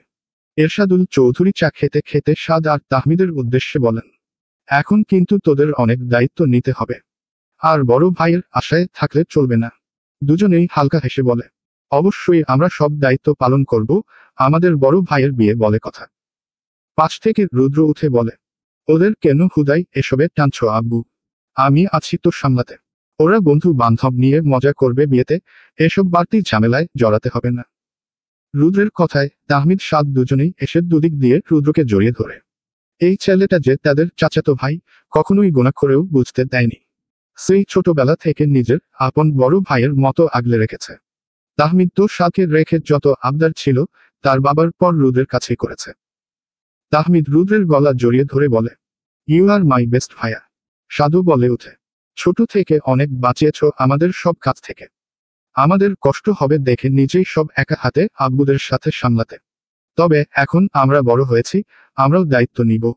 তুমি শুধু আনন্দ উপভোগ করতে থাকো, বাকি সব আমরা বাপ বেটারা মিলে ভাগাভাগি করে সামলে নিব। এই সময়টা শুধু তোমার হোক, আমার বিয়ে তো আসছেই, তখন না হোক তুমি দায়িত্ব নিও। লাস্টের লাইনটুকু বলেই দাঁত বের করে হেসে উঠে। বাকিরাও হেসে উঠে সাদের কথায়। এরশাদুল আর এনামুল চৌধুরী দুজনেরই চোখাচোখি হতেই হাসে, একে অপরের কাঁধে হাত রাখেন। তাদের ভাইয়ের মধ্যে যেমন মিল সারা জীবন ছিল, তাদের ছেলেমেয়েদেরও এমন মিল দেখে যেন তারা এক অন্যরকম শান্তি অনুভব করেন। এই পরিবারটা এক সুতোয় বাঁধা আজীবন যেন এভাবেই থাকে। এদিকে তাদের কথার মাঝেই বাড়ির মহিলারা রেডি হয়ে নেমে আসেন। আজকেও চৌধুরী বাড়ির মহিলারা মার্কেটে যাবে। আজকে মূলত বিয়ের মার্কেট করতে, এতদিন বাকি সব অনুষ্ঠানের মার্কেটিং শেষ করেছে। তারপর একসাথে রওনা হয় সবাই। সেই কখন থেকে সবাই মিলে ডিসাইড করতে পারছেন না মেঘের জন্য বিয়েতে লেহেঙ্গা না শাড়ি কিনবে। একের পর এক শাড়ি লেহেঙ্গা দেখেই যাচ্ছে। পুরো দোকান উলটপালট করে ফেলেছে। রুদ্র সাদ বসে থাকতে থাকতে এখন ভীষণ বোরিং ফিল করছে। সাদ বিরক্ত হয়ে বলে, এজন্যই এসব মেয়েলি ব্যাপারে আসতে চাইনি। রুদ্র উঠে এগিয়ে যায়, সবার উদ্দেশ্যে বলে, যা ইচ্ছে কিনো, তবে বিয়ের দিন আমি একটা লালপুরি দেখতে চাই। পাশ থেকে রুদ্রের দাদি উঠে বলে, তো আয়, নিজের বউকে নিজে দেখেশুনে কিনে দে। তোর তো চয়েস ভালো, তোমরা আপাতত দেখাও, আমি একটু আসছি। বলেই মোবাইলে কাউকে কল দিতে দিতে বেরিয়ে যায়। এর মধ্যেই সায়ান সারাও চলে আসে। সুমনার রিকো এসেছে। বিয়েতে সব মেয়েরা একই রকম পরবে, ছেলেরাও একই রকম পরবে, তাই একসাথে মার্কেট করতে এসেছে। মেঘ পিকুরাজ সারাদের সাথে ভালোমন্দ কথা বলতে বলতে হঠাৎ নজর যায় কিছুটা দূরে। সাথে সাথে বিস্ময় নিয়ে হেঁকে অপরের দিকে একবার তাকায়, তো একবার সামনে তাকায়। সামনের রুদ্র ফারহান হেঁকে অপরের কাঁধে কাঁধ মিলিয়ে হেসে হেসে আসছে। এ যেন পৃথিবীর অষ্টম আশ্চর্যজনক ঘটনা তাদের জন্য। রুদ্র এসেই মেঘের পাশে বসে পড়ে। তারপর দোকানদারকে হেঁকে হেঁকে লেহেঙ্গা বের করতে বলে। বউয়েরটা নিজেই পছন্দ করবে। তবে মেঘের মাথায় অন্য ভাবনা। মেঘ অবাক হয়ে রুদ্রকে জিজ্ঞেস করে, ফারহান ভাইয়ের সাথে আপনি? রুদ্র মেঘের দিকে তাকাতেই তার এক্সপ্রেশন দেখে হেসে ফেলে। ভুল বোঝাবুঝি ঠিক হয়ে গেছে। মানে আপনারা ফ্রেন্ড? হুম। মেঘ আরো অবাক হয়ে বলে, তাহলে পিহু চিনে না কেন? আমি বাসায় কোনো ফ্রেন্ড আনতাম নাকি? আমার কোনো ফ্রেন্ডকেই তো পিহু চিনত না। ভার্সিটিতে ভর্তি হয়ে না তারপর চিনল সায়ান শান্তদের। এসব পরে কথা হবে। দেখো তো, এইটা কেমন? মেঘ আর এসব না ভেবে রুদ্রের সাথে লেহেঙ্গা দেখতে থাকে। পাশেই পিহু ছিল, এটা ওটা দেখছিল মনোযোগ দিয়ে। হঠাৎ কেউ তার হাত ধরে টেনে নিয়ে যাওয়ায় হকচকিয়ে তাকায় পাশে। দেখে ফারহান সাথে সাথে মোচামুচি শুরু করে। হাত ছাড়াতে চেষ্টা করছে দেখে ফারহান দাঁত চেপে বলে, একদম সিন ক্রিয়েট করবে না, মানুষ দেখছে। তাকে নিয়ে যেতে থাকে শপিং মলের ক্যাফে কর্নারে। এম। সামিয়া বেশ অনেকক্ষণ ধরেই রুদ্রদের দেখে যাচ্ছে। হাজার হোক তার প্রথম ভালোবাসা ছিল। নিজেকে বুঝিয়ে নিলেও বুকের এক কোণে হালকা হলেও ব্যথা হয়। হয়তো সে রুদ্রকে কোনোদিনই মন থেকে মুছে ফেলতে পারবে না। সামিয়াকে একা একা মনমরা হয়ে বসে থাকতে দেখে রাফান এগিয়ে যায়। কি ব্যাপার ম্যাম, মুড অফ কেন? রাফানকে দেখে সামিয়া মুচকি হেসে বলে, কই না তো, ঠিক আছি। হঠাৎ রাফান আমতা আমতা করে বলে, সামিয়া, কিছু কথা ছিল। সামিয়া ভ্রু কুঁচকে তাকায় রাফানের দিকে। রাফান বেশ কিছুক্ষণ চুপ থাকে। আসলে সে আজকে এমন কিছু কথা বলবে তা নিজের কাছেই ঠিক মনে হচ্ছে না। রাফানকে চুপ থাকতে দেখে সামিয়া প্রশ্ন করে, কি কথা? এবার আর রাফান চুপ থাকে না, বড় একটা শ্বাস ছেড়ে বলে, দেখো, এভাবে লাইফ চলে না। আমি জানি তুমি আমাকে তোমার বন্ধু হিসেবেই ভেবেছ, আমিও বন্ধু হিসেবেই পাশে থেকেছি। তবে আমার মনে হয় আমাদের মুভ অন করা উচিত। রাফানের কথা মনোযোগ সহ শুনে সামিয়া। তারপর বলে, মুভ অন তো করেছি। রাফান ইতস্তত করে বলে, মানে, আমি অন্য কিছুর কথা বলছি। সেটা কি? তুমি চাইলে আমার সাথে একটা দুষ্টু, মিষ্টি, সুন্দর সংসার সাজাতে পারো, আমার আপত্তি নেই। সামিয়া চমকে ফাঁকা চোখে রাফানের দিকে তাকায়। রাফান হুট করে এমন প্রস্তাব দিবে সে ভাবতেও পারেনি। সামিয়াকে এভাবে অবাক নয়নে তাকিয়ে থাকতে দেখে রাফান ভ্রু নাচিয়ে জিজ্ঞেস করে, কি ম্যাম, কিছু তো বলুন। সামিয়া মাথা নিচু করে কিছুক্ষণ চুপ থাকে। এদিকে রাফান ভেতরে ভেতরে ভয় আছে সামিয়া যদি তাকে ভুল বুঝে বসে। সামিয়া হঠাৎ মাথা তুলে মুচকি হেসে বলে, মেয়ের নাম সাবা আর ছেলের নাম সাফিন। কিন্তু সামিয়ার কথা বুঝে উঠতে রাফানের কয়েক সেকেন্ড সময় লাগে, তবে মুহূর্তেই বুঝে যায় সামিয়ার উত্তর। সাথে সাথে তার মুখেও হাসি ফুটে ওঠে। সামিয়ার মুখের হাসিও আরো প্রখর হয়। M dash. কফি শপে বসে আসে দুজনেই। পিকু ভ্রু কুচকে জিজ্ঞেস করে, কি সমস্যা, এখানে এনেছেন কেন? ফারহান অসহায় কণ্ঠে বলে, পিকু, সত্যি আর ভালো লাগছে না। আমি মানছি আমি ভুল করেছি, তোমার সাথে রুড বিহেভ করেছি, তোমাকে ইগনোর করেছি, তবে সেটা তো একটা স্পেসিফিক কারণে করেছিলাম। তবে তুমি টানা 2 মাস ধরে এমন করছো কেন? আমাকে আর কত ধৈর্যের পরীক্ষা দিতে হবে? পিকু দীর্ঘশ্বাস ছেড়ে বলে, আত্মসম্মানের লাগছে তাই না? আমারও লেগেছিল, তবে ভালোবাসতাম বলে এসব সাইডে রেখে চেষ্টা করেছিলাম আপনাকে নিজের করে পেতে। তবে তখন আপনার কাছে কোনো মূল্যই পাইনি। এখন আমারও আর আপনার সঙ্গ লাগবে না। একটু থেমে তাচ্ছিল্য করে বলে, মানুষ থাকতে মূল্য দেয় না, হারিয়ে ফেললে আফসোস করে। পিকুর প্রত্যেকটি কথা ফারহানের বুকে এসে লাগে। সে অনুভব করতে পারছে পিকুর প্রত্যেকটা কথা বলার পেছনের কষ্ট। সে আর কি বলবে বুঝে পাচ্ছে না। আসলেই তো সে অপরাধী, আর কোন মুখে সে এখন পিকুকে ফেরাতে যাবে? ফারহানকে চুপ দেখে পিকু উঠে দাঁড়ায়, যাওয়ার উদ্দেশ্যে কয়েক পা এগোয়। ফারহানও আর আটকায় না। তখনই কোথা থেকে এক মেয়ে এসে ফারহানের সামনে দাঁড়িয়ে ন্যাকা গলায় বলে, hey, can you give me your number please? Farhan কপাল কুঁচকে মেয়েটির দিকে তাকায়। এদিকে পিকু কিছুদূর যেতেই মেয়েরই কণ্ঠ পেয়ে ফট করে ফিরে তাকায়। মেয়েটি ফারহানের কাছে তার নাম্বার চাইছে শুনে তো তার মাথা বিগড়ে যায়। সাথে সাথে এগিয়ে যায় আবার তার দিকে। মেয়েটি যেন কথা বলতে বলতে ফারহানের গায়ে এসে পড়ে যাবে। পিকু আর নিজেকে সামলাতে পারে না, সোজা গিয়েই মেয়েটির চুল টেনে ধরে পেছনে থেকে, this is my man and my man is only mine বলতে বলতেই মেয়েটিকে দূরে সরিয়ে ছেড়ে দেয়। মেয়েটি রেগে মেগে বলে, টক্সিক একটা মেয়ে, এসব কোন ধরনের ব্যবহার? পিকু তেতে উঠে বলে, টক্সিক বল আর যাই বল, আমার বেডার সাথে কেউ হাহাহিহি করবে সেটা আমি মেনে নিব না। চাল হাঁটতট। আশেপাশের অনেকেই তাকিয়ে আছে তাদের দিকে। মেয়েটি কিছু বলতে চেয়েও অপমানের রেগেমেগে সেখানে থেকে চলে যায়। এদিকে ফারহান একইভাবে বসে আছে, মুখে মুচকি হাসি। পিকু এবার ফারহানের দিকে তাকায়, তাকে হাসতে দেখে রাগ দ্বিগুণ বেড়ে যায়। সাথে সাথে গিয়ে তার গলা চেপে ধরে, এই বেডা খুব মজা লাগে তাই না অন্য বেদিদের সাথে হাসতে? আমি যেতে না যেতেই শুরু। আবার মুচকি মুচকি হাসি। কি বেয়াদব বেডা, কি মনে করেছেন আমি এত সহজে ছেড়ে দিয়েছি? নো, নেভার কাভি নেহি। ফারহান হাসতে হাসতে পিকুর হাত ছাড়িয়ে সামনের চেয়ারে বসে সামনে পানির গ্লাস রাখে। নেও, পানিটা খাও, গলা শুকিয়ে গেছে, ভিজিয়ে তারপর আবার চিল্লাও।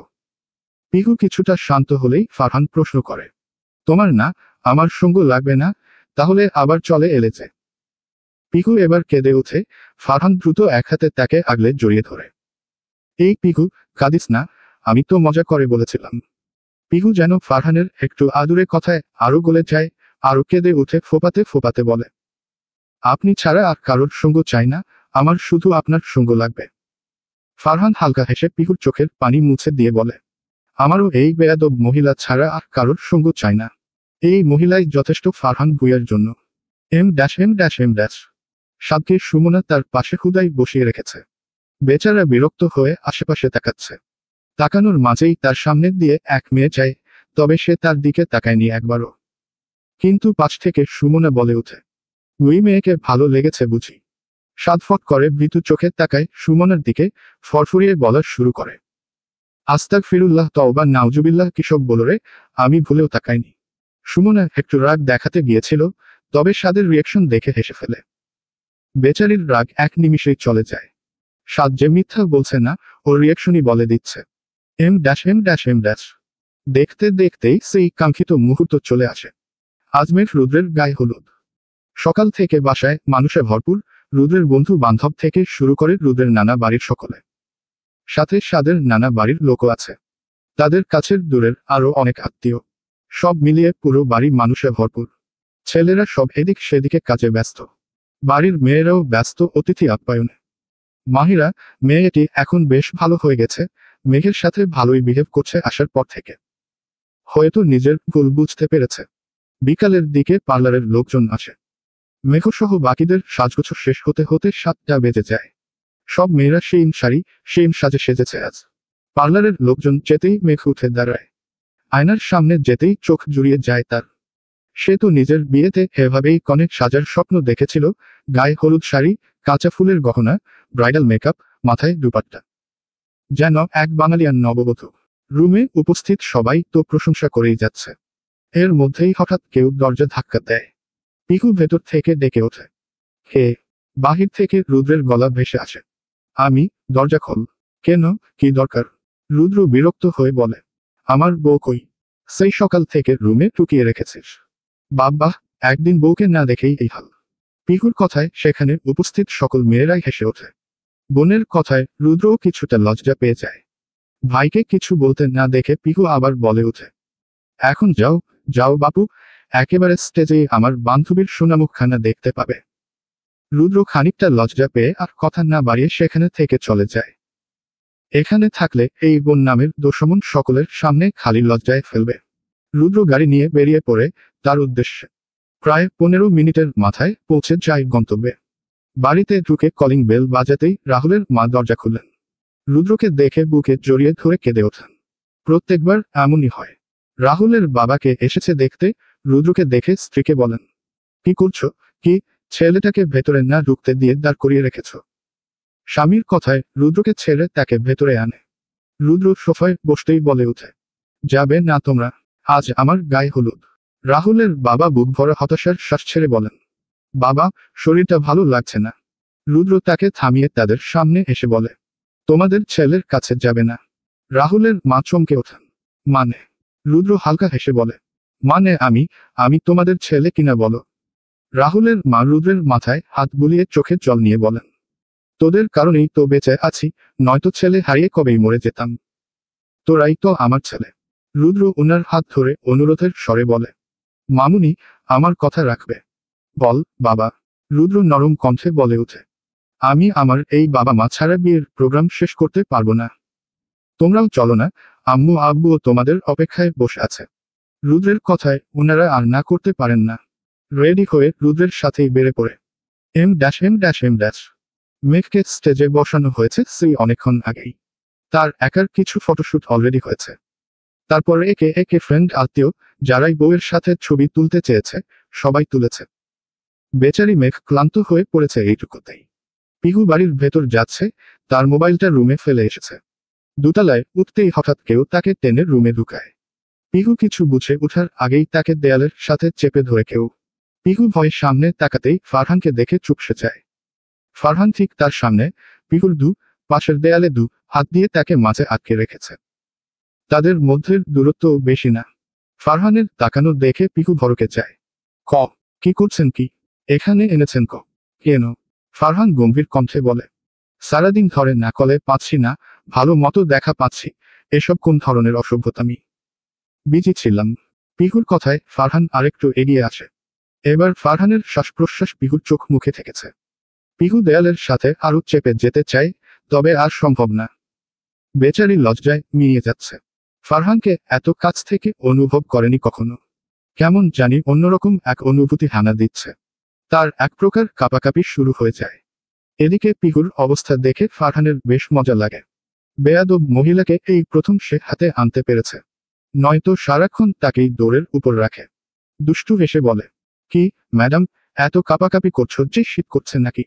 পিহু আমতা আমতা করে বলে, মানে না, মানে আমার যেতে হবে, ডাকছে আমাকে।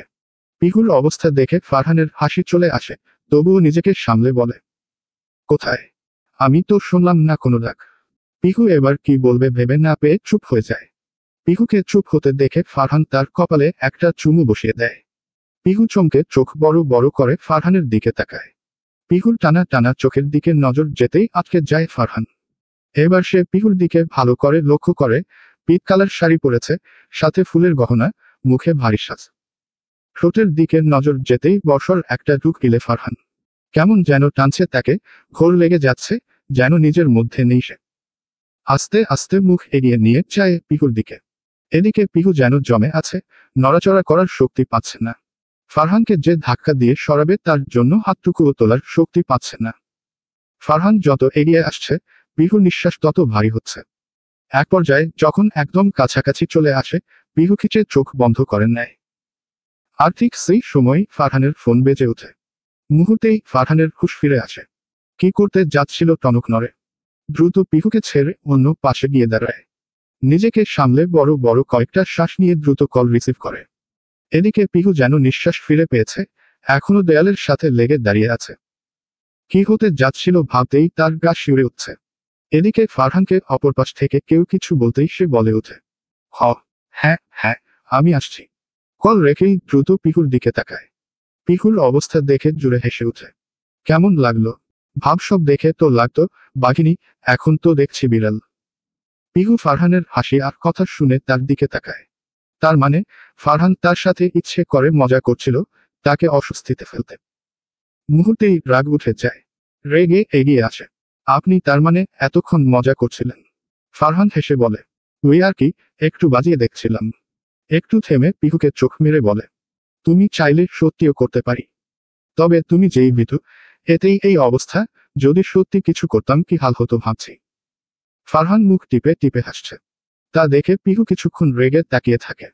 মুহূর্তেই মনে মনে ফোন দিয়ে আটে আমাকে নিয়ে মজা উড়ানো। এবার দেখাবো মজা। পিহু হুট করে ফারহানের সামনে এসে দাঁড়ায়। ফারহান ব্রু কুচকে তাকালে তার দিকে এক পা করে এগোতে লাগে। পিহুর ভাবমূর্তি দেখতে দেখতে ফারহানও একটু একটু করে পিছাচ্ছে। কি হয়েছে? পিহু উত্তর না দিয়ে উল্টো মুচকি হাসি দিয়ে ফারহানকে হুট করে ধাক্কা মেরে বিছানায় ফেলে দেয়। হঠাৎ ধাক্কায় ফারহান নিজেকে সামলাতে না পেরে বিছানায় পড়ে যায়।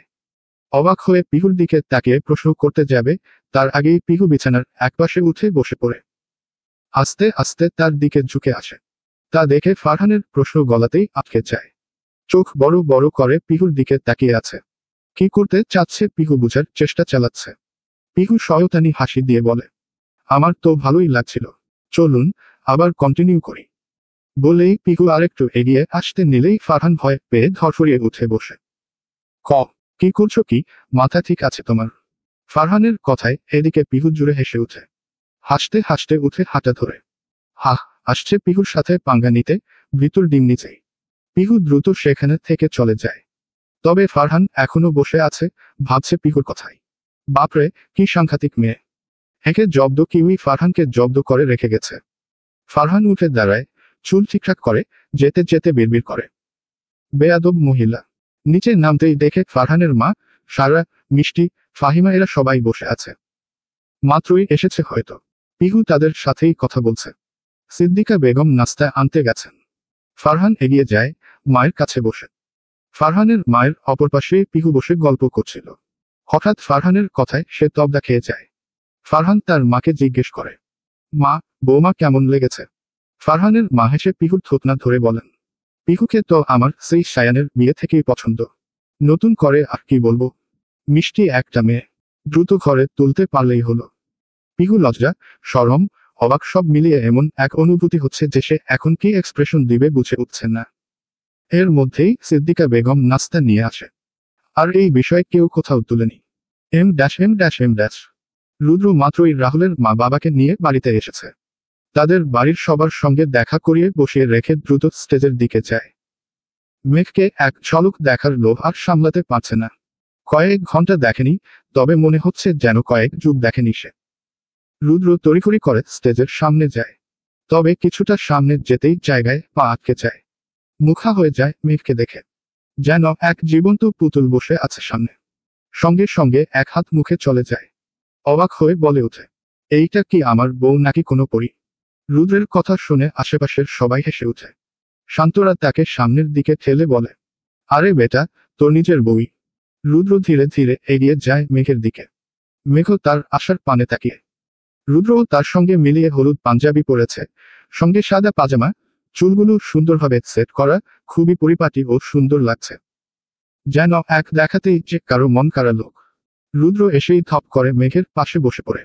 এক আঙুল মেঘের চোখের দিকে বাড়াতে নিলেই মেঘ চমকে উঠে। এই কি করছেন?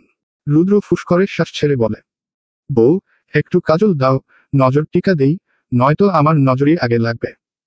রুদ্রের কথায় মেঘ হেসে ওঠে। রুদ্র মেঘের হাসি দেখে বলে ওঠে, মাশাল্লাহ। রুদ্রের কাণ্ডে তার বন্ধু মহলের এক একজন পিঞ্চ মেরে মেরে কথা বলছে, যা শুনে মেঘ লজ্জায় নিয়ে যাচ্ছে। পাশ থেকে কিছু মহিলার কথা কানে আসে, আরে রুদ্র, দেখি বিয়ের পর বউ পাগল হয়ে গেছে। রুদ্রের কানে কথাটি আসতেই মুচকি হেসে বলে, পাগল তো হবি, এমন সুন্দরী বউ থাকলে কে না হয়ে থাকে। রুদ্রের উত্তর শুনে আশেপাশের ছেলে মেয়েরা শীষ বাজিয়ে ওঠে। শান্তরা চিল্লিয়ে বলে, মাম্মা, জিতছ। এর মধ্যেই হলুদ লাগানোর পর্ব শুরু হয়ে যায়। বড়রা হেঁকে হেঁকে এসে হলুদ ছুঁয়ে দিচ্ছে তাদের। ক্যামেরাম্যানও তাদের সুন্দর সুন্দর মুহূর্তগুলো রেকর্ড করছেন। এম। সুমনা মোবাইলে ছবি চেক করতে করতে একটু সাইডে আসতেই স্বাদের মুখোমুখি পড়ে। তাকিয়ে দেখে সে ভীষণ রেগে আছে। সারাদিন বেশ তো ইগনোর করেছে, তবে এখন বেচারি ভরকে যায়। এখন কি করবে? যদি থাপ্পড় টাপ্পড় মেরে দেয়, মেকআপ নষ্ট হয়ে যাবে। স্বাদ রেগে সামনে এগোতেই সুমনা চটচল দিয়ে এগিয়ে এসে বাচ্চাদের মতো স্বাদের কোমর পেঁচিয়ে ধরে হেসে ওঠে। ব্যাস, স্বাদ যেন এখানেই গলে গেছে। মানে, ম্যান্স আর সিম্পল কথাটা আসলেই সত্য। এত রাগ নিমিষেই পানি হয়ে গেল প্রেয়সীর একটা মাত্র হাসতেই। স্বাদ নিজেও হেসে ফেলে। স্বাদের হাসি দেখে সুমনার হাসি আরো প্রখর হয়, যার ফলে তার গুলুমুলু গালগুলো আরো ফুলে ওঠে। স্বাদ দুই হাত দিয়ে সুমনার দুই গাল আগলে ধরে বুড়ো আঙুল দিয়ে নরম সফট গালে স্লাইড করতে করতে বলে, আমি কিন্তু রেগেছিলাম। সুমনা বাচ্চাদের মতো করে ঠোঁট উল্টে বলে, এখনো রেগে আছো? স্বাদ ফিক করে হেসে ফেলে, সুমনার গালে হালকা ঠোঁট ছুঁয়ে নরম স্বরে বলে, উহু, একদমই না। তবে পুকির আম্মু, আপনি আমাকে একদম ইগনোর করবেন না। কারণ কারণ বলেই স্বাদ গান ধরল, মন খালি খালি, তুই তুই করে, তুই তুই করে, এ বুকে চূড়াবালি, ছুঁই ছুঁই করে, ছুঁই ছুঁই করে।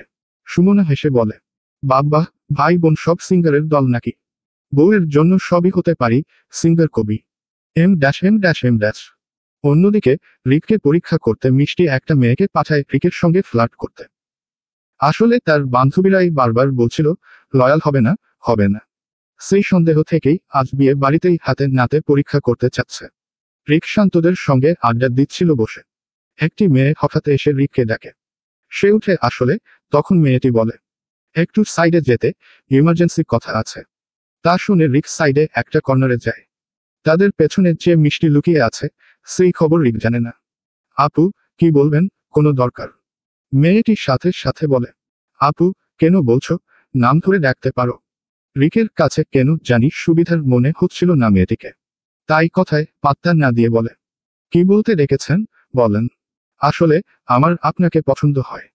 মেয়েটি কথা শোনার সঙ্গে সঙ্গে রিক তাকে থামিয়ে দেয়। দেখুন আপু, পছন্দ হয়েও লাভ নেই। আমি অলরেডি বুকিং। তো কি হয়েছে? তাকে ছেড়ে দিন, আমি নতুন করে বুকিং করে নেব। রিক কিছুটা বিব্রত হয়ে যায়, এমন গায়ে পড়া মেয়ে আগে দেখেনি। শুনুন আপু, আমার একটা শখের নারী আছে। আর তার কাছেই আমি booking, and this is not only booking, আমি লকড। তাই বলি যে এসব চিন্তা বাদ দিন। আর দয়া করে অভিশাপ দিবেন না, পারলে দোয়া করবেন আমাদের জন্য। বলেই ডান হাতের অনামিকা আঙুলে মিষ্টির পরানো রিংটা দেখিয়ে চলে যায়। এদিকে মিষ্টির তো কেঁদে দিবে অবস্থা। ফ্রেন্ডদের কথা শুনে তার ভালোবাসাকে সে অবিশ্বাস করছিল। ছি, তার তাহলে রিকের উপর বিশ্বাস নেই।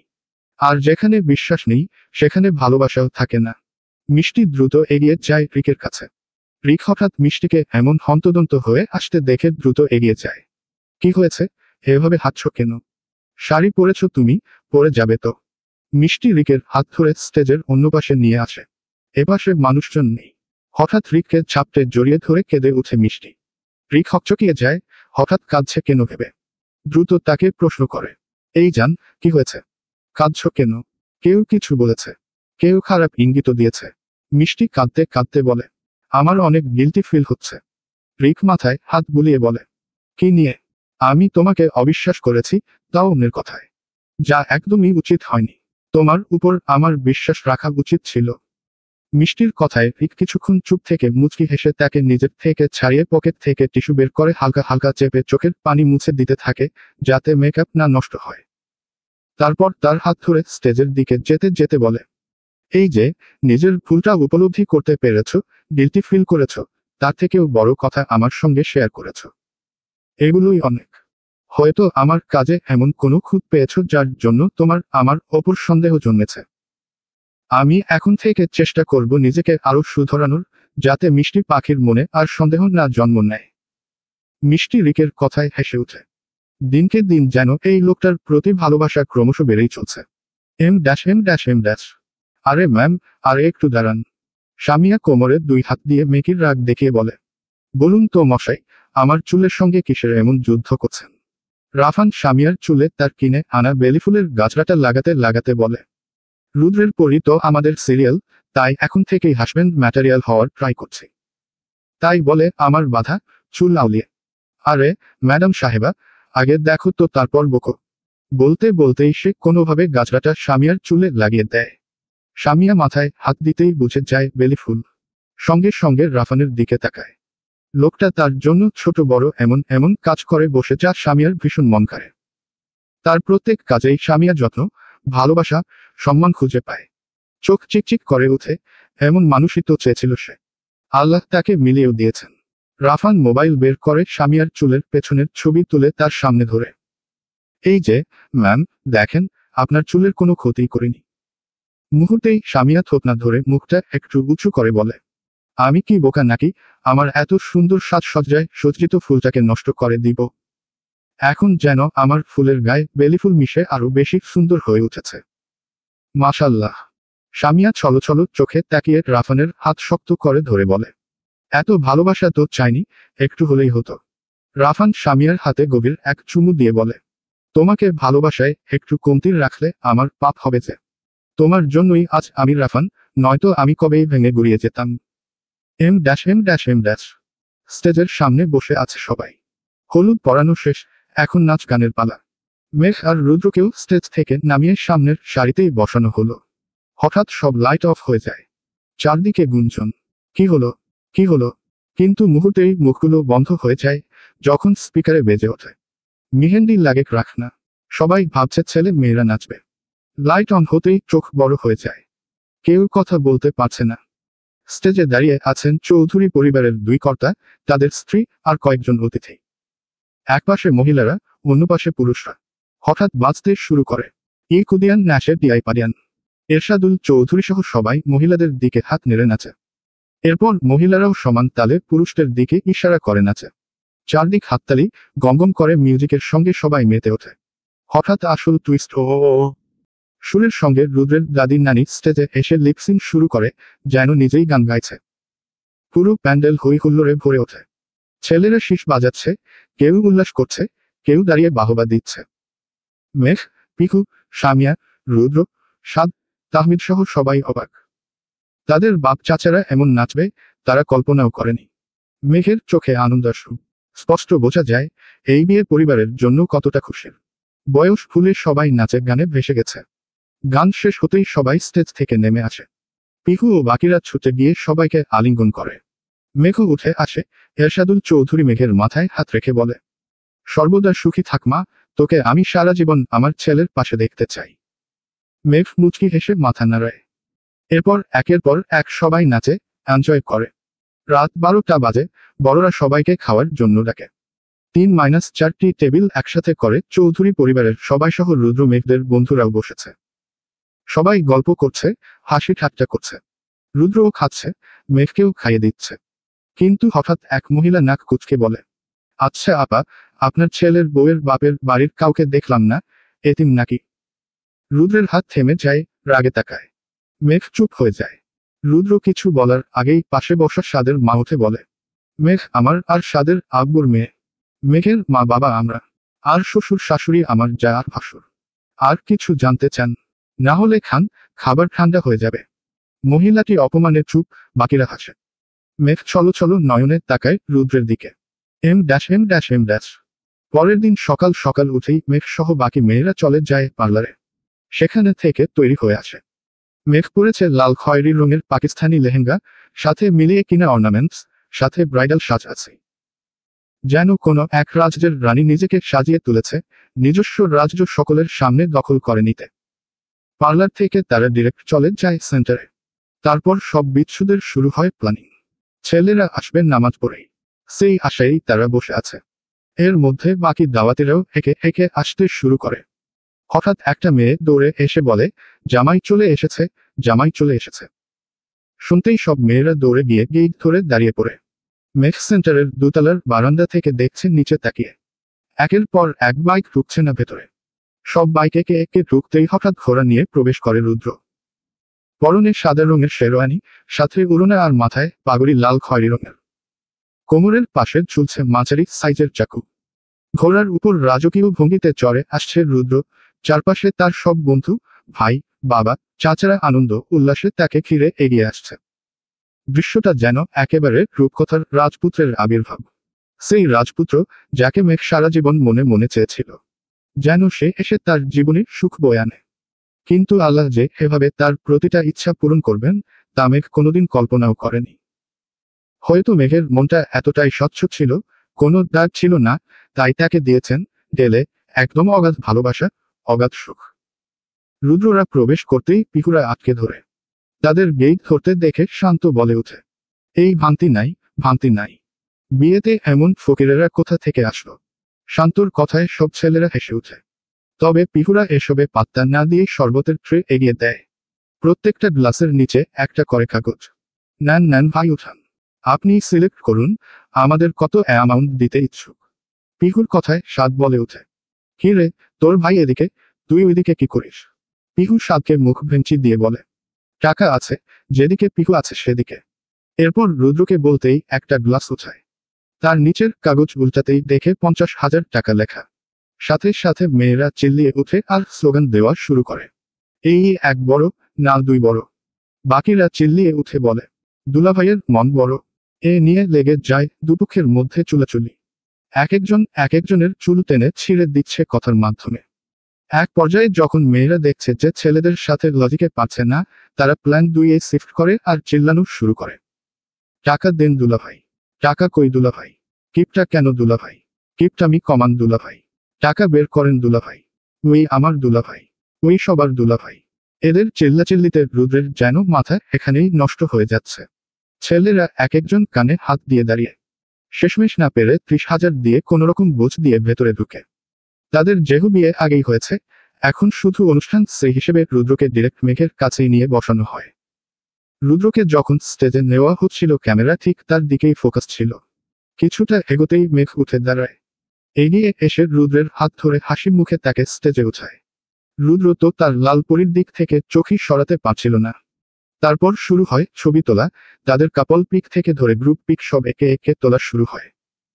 এসবের এক পর্যায়ে রুদ্র হঠাৎ মাইক নিয়ে সবাইকে উদ্দেশ্য করে বলে, প্লিজ সবাই জায়গায় বসুন, একটা সারপ্রাইজ আছে।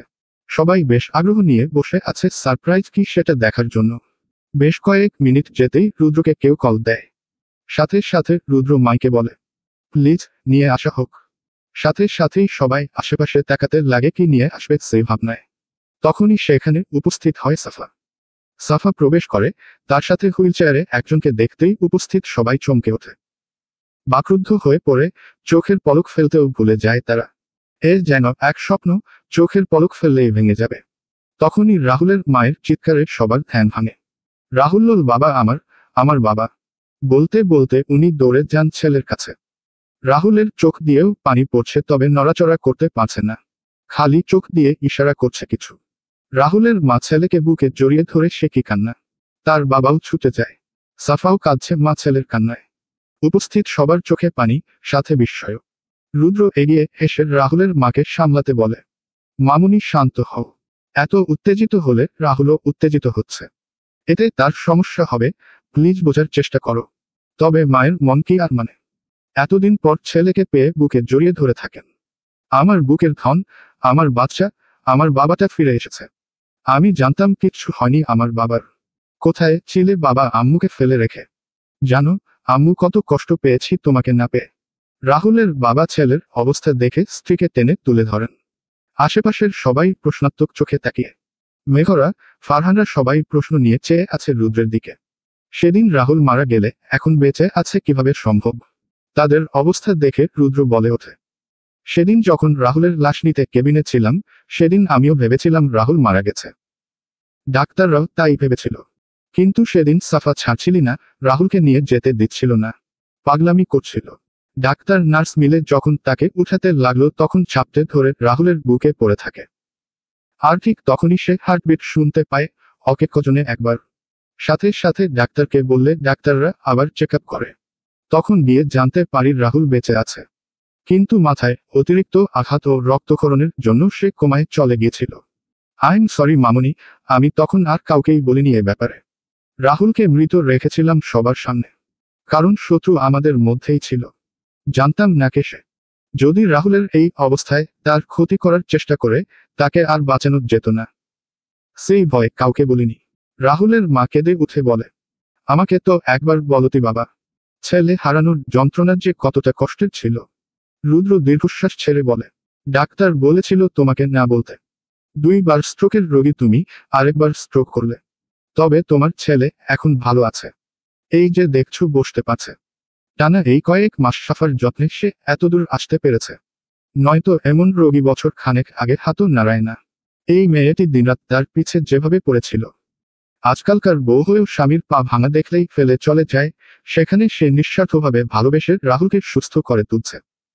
তোমরা ছেলের বউ হিসেবে হীরের টুকরো পেয়েছ মামুনি। এখন একদম চিন্তা করো না, তোমাদের ছেলে তো বেঁচে আছে, এটাই অনেক, তাই না? ডাক্তার বলেছে লক্ষণ ভালো, খুব দ্রুত ঠিক হওয়ার সম্ভাবনা আছে। তুমি শুধু চিন্তা করো না মামুনি। তোমার কিছু হলে তোমার ছেলেও কিন্তু আর ঠিক হবে না। রাহুলের মা রুদ্রের গাল ও কপালে পরম স্নেহে চুমু এঁকে দেন। না না, আমার কিছু হবে না। আমি শক্ত হব। আমার ছেলের জন্য তোরা এত কিছু করতে পারলে আমি মা হয়ে এতটুকু করতে পারবো না। পারবো পারবো। তিনি বারবার রুদ্রের কাছে কৃতজ্ঞতা প্রকাশ করছেন তো ছেলেকে আদর করছেন। মেঘ অবাক হয়ে সাফার দিকে তাকিয়ে আছে। এই মেয়েকে প্রথমে সে কতই না খারাপ ভাবত যখন রুদ্রের সাথে অমন নাটক করেছিল। তবে এখন যেন তার প্রতি সম্মান বেড়ে গেছে। উপস্থিত সবাই সাফার সুনামে পঞ্চমুখ। এর মধ্যেই সব বন্ধুরাও ছুটে যায় রাহুলের কাছে। এক একজনের চোখে পানি, তবে মুখে হাসি। বন্ধু ফিরে পাওয়ার আনন্দ সবাইকে যেন আরো উল্লাসিত করে তোলে। সবাই সেখানেই রাহুলের সাথে কথার চুরি খুলে বসে। রাহুলও তাকিয়ে তাকিয়ে তাদের সবকিছু শোনে। বিশেষ করে যখন ফারহান আর রুদ্র একত্রে রাহুলের সামনে যায়, তখন সে বারবার হালকা হালকা আঙুল নাড়িয়ে কিছু একটা বোঝাচ্ছে। হয়তো সে অনেক খুশি হয়েছে, সেটাই বলেছে। রুদ্ররা সব ফ্রেন্ডরা স্টেজে উঠেছে ছবি তুলতে, রাহুলকে তাদের মাঝে রেখে তার চারিদিকে সবাই বসে পড়ে। ফারহান তার মোবাইলটা পিহুর কাছে দেয় ছবি তুলে দিতে। পিহু বেশ অনেকক্ষণ তাদের সবার গ্রুপ পিক তুলে দেয়। ওদিকে ওদের বন্ধুদের টুকটাক আড্ডা মাতামাতি হচ্ছে। পিহু এক সাইডে এসে বসে, সুযোগে সৎ ব্যবহার করতে বসে আর কি। ফারহানের সবকিছু চেক দিতে লাগে সে। তার মাথায় খালি একটাই চিন্তা, ওই আইডিটা একবার দেখতে, মেসেজগুলো একবার পড়তে। কি এমন মেসেজ দিয়েছিল মেয়েটি যা দেখে ফারহান তার মাই পড়ে গিয়েছিল। পিহু ইনবক্সে ঢুকে দেখে মেসেজের অভাব নেই। বেশিরভাগই মেয়েরা মেসেজ দিয়ে রেখেছে, যদিও রিপ্লাই দেয়নি।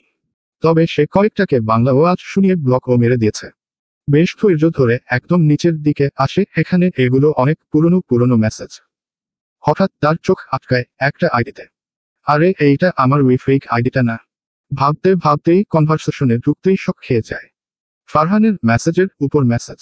যদিও অনেক আগেই মেসেজ দিয়েছি, রিসেন্ট কোনো মেসেজ দেয়নি।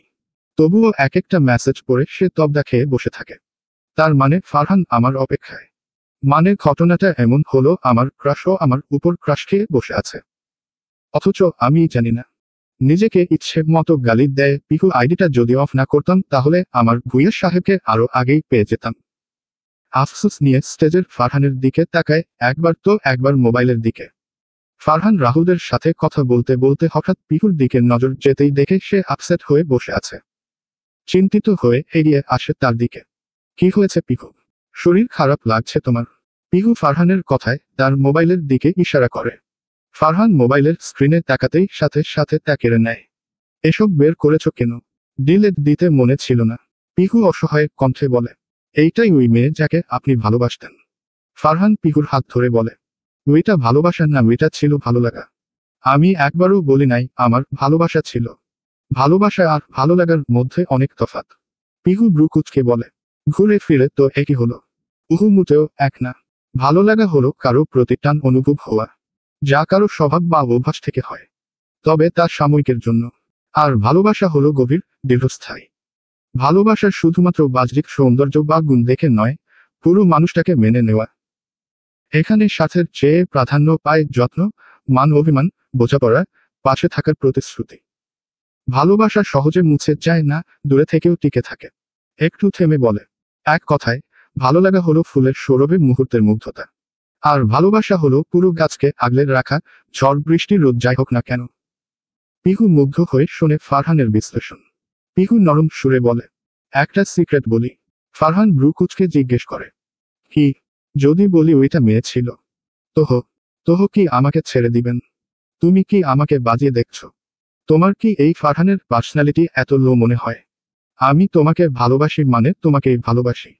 এখন আমার সবকিছু জুড়ে শুধুই পিহু। ফালতু চিন্তা মাথা থেকে ছেড়ে ফেলো। বাচ্চাদের নাম কি কি রাখবা তা চিন্তা করো। ফারহানের কথায় পিহু হেসে উঠে মনে মনে বলে, থাক কিছু জিনিস আপনার অজানা ভুঁইয়া সাহেব। অনেক আনন্দ, ভালোবাসা, হাসি ঠাট্টার মাঝে বিয়েটা শেষ হয়। রাহুলকে তার বাড়িতে শিফট করা হয় মেডিকেল থেকে।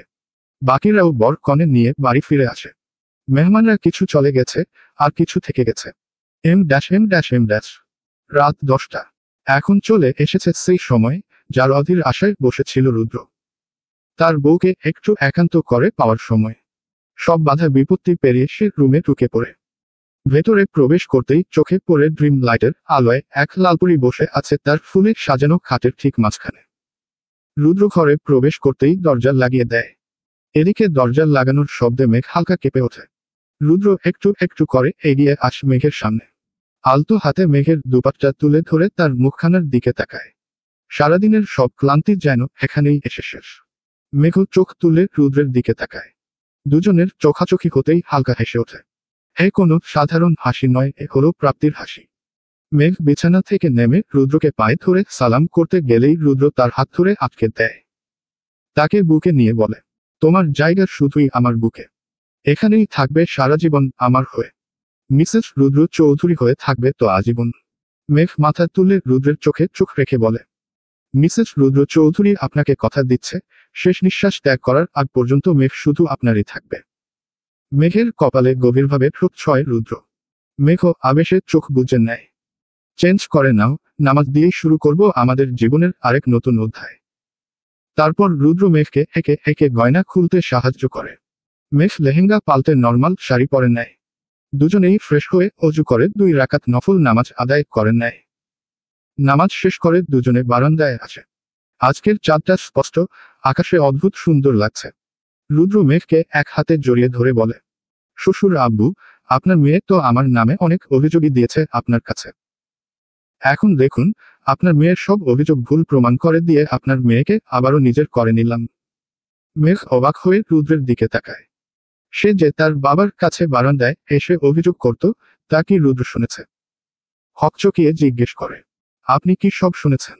রুদ্র হালকা হেসে বলে, একটু শুনে নিয়েছিলাম। আপনি তো অনেক খারাপ লোক, আমার সিক্রেট কনভারসেশন শুনে ফেলেন।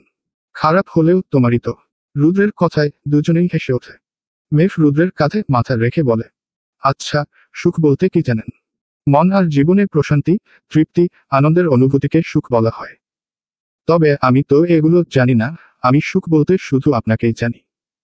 রুদ্র ফট করে মেঘের দিকে তাকায়। মুহূর্তেই মুখে হাসি ফুটে ওঠে। আমিও সুখ বলতে আমার এই বোকাফুলকেই জানি। মেঘ চমকে তাকায়। কি বললেন? রুদ্র ভ্রু কুঁচকে বলে, কি? বোকাফুল বললেন না মাত্র। হুম। মেঘ চিন্তিত হয়ে বলে, আপনি এই নাম জানলেন কিভাবে? এই নামে আমাকে একবার ওই লোকটি ডেকেছিল। রুদ্র মিটিমিটি হেসে বলে, যদি বলি ওই লোকটি তোমাকে এখনো বোকাফুল বলে ডেকেছে। মেঘ রুদ্রের ঘুরিয়ে পেঁচিয়ে বলা কথা বুঝতে না পেরে অবাক হয়ে তাকায়। রুদ্র মেঘের ভাবভঙ্গি দেখে তার গাল টিপে বলে, এই ছোট ব্রেনে এত প্রেশার দিও না বউ। মেঘ বসে আছে বিছানায়, রুদ্র ড্রয়ার খুলে কিছু একটা বের করে আনে। মেঘ তার হাতের দিকে তাকাতেই দেখে জুয়েলারি বক্স। রুদ্র বক্সটা খুলে একটা সোনার চেইন বের করে যাতে একটা লকেট আছে মেঘের নামের। রুদ্র যত্ন সহকারে তা পরিয়ে দেয় মেঘের গলায়। তারপর গভীরভাবে একটা ভালোবাসার পরশ এঁকে দেয় সেখানে। অতঃপর মেঘের কানের কাছে মুখটা নিয়ে বলে, শুরু করতে পারি? রুদ্রের কথার অর্থ বুঝতাই সাথে সাথে মেঘ লজ্জায় লাল হয়ে ওঠে। তাকে চুপ থাকতে দেখে রুদ্র ফের বলে, নাকি এখনো পারমিশন পাবো না? মেঘ কোনো উত্তরই দেয় না। তাকে চুপচাপ বসে থাকতে দেখে নীরবতাকেই সম্মতির লক্ষণ ভেবে রুদ্র এগিয়ে যায়। শাড়ির ভাঁজে হাত ঢুকিয়ে ধনুকের মতো কোমর আঁকড়ে ধরে এক টানে কাছে নিয়ে আসে। সাথে সাথে অধরজোড়া আঁকড়ে ধরে যেন বহু বছরের তৃষ্ণা মেটাচ্ছে। ডুবে যায় একে অপরের অধরের মাঝে। বেশ কিছু মুহূর্ত যেতেই রুদ্র ছেড়ে দেয়। মুখ গুজে দেয় মেঘের গলায়। মেঘ রুদ্রের শার্ট চেপে ধরে আছে। রুদ্রের ছোঁয়া নিয়ন্ত্রণের বাইরে চলে যাচ্ছে, অপ্রত্যাশিত বিভিন্ন জায়গায় ছুঁয়ে দিচ্ছে। মেঘের পুরো শরীরে রুদ্রের হাত বিচরণ করছে। মেঘ নিজেকে নিয়ন্ত্রণ করতে শক্ত হাতে তার চুল টেনে ধরে। এক পর্যায়ে রুদ্র মেঘের আঁচলে হাত দিতেই মেঘ থপ করে হাত আটকে দেয়। রুদ্র তাকায় মেঘের দিকে। মেঘ ঘন ঘন শ্বাস ফেলছে। রুদ্র একটা ঢোক গিলে জিহ্বা দিয়ে ঠোঁট ভিজিয়ে হাসকি স্বরে প্রশ্ন ছড়ে। আবার কি সমস্যা বউ? মেঘ লজ্জায় এদিক ওদিক তাকাতে তাকাতে ফট করে বলে ওঠে, ও বাথরুম পেয়েছে। আসলে তার লজ্জা লাগছে, তবে কি বলবে না বলবে ভেবে না পেয়ে এইটাই বলে বসেছে। মেঘের কথা কানে আসতেই রুদ্র অবাক হয়ে হালকা চেঁচিয়ে ওঠে, হোয়াট? মেঘ থতমত খেয়ে বসে আছে। রুদ্র গম্ভীর কণ্ঠে বলে, আর ইউ সিরিয়াস? মেঘ কিছুই বলে না, মাথা নিচু করে এবার রুদ্রের আরো গা ঘেঁষে বসে। রুদ্র বুঝে যায় মেঘের নীরব উত্তর। মুহূর্তেই এক টানে তার বাহু থেকে সরে যায় শাড়ির আঁচল। অতঃপর দুজন তলিয়ে যায় ভালোবাসার গভীরে। একে অপরের মাঝে হারিয়ে গিয়ে ভেঙে যায় তাদের মধ্যকার সব দেয়াল। সেই রাত হয়ে ওঠে চিরস্মরণীয়, ভালোবাসার স্বীকৃতি আর আত্মার মিলনের এক অমলিন মুহূর্ত। সমাপ্ত।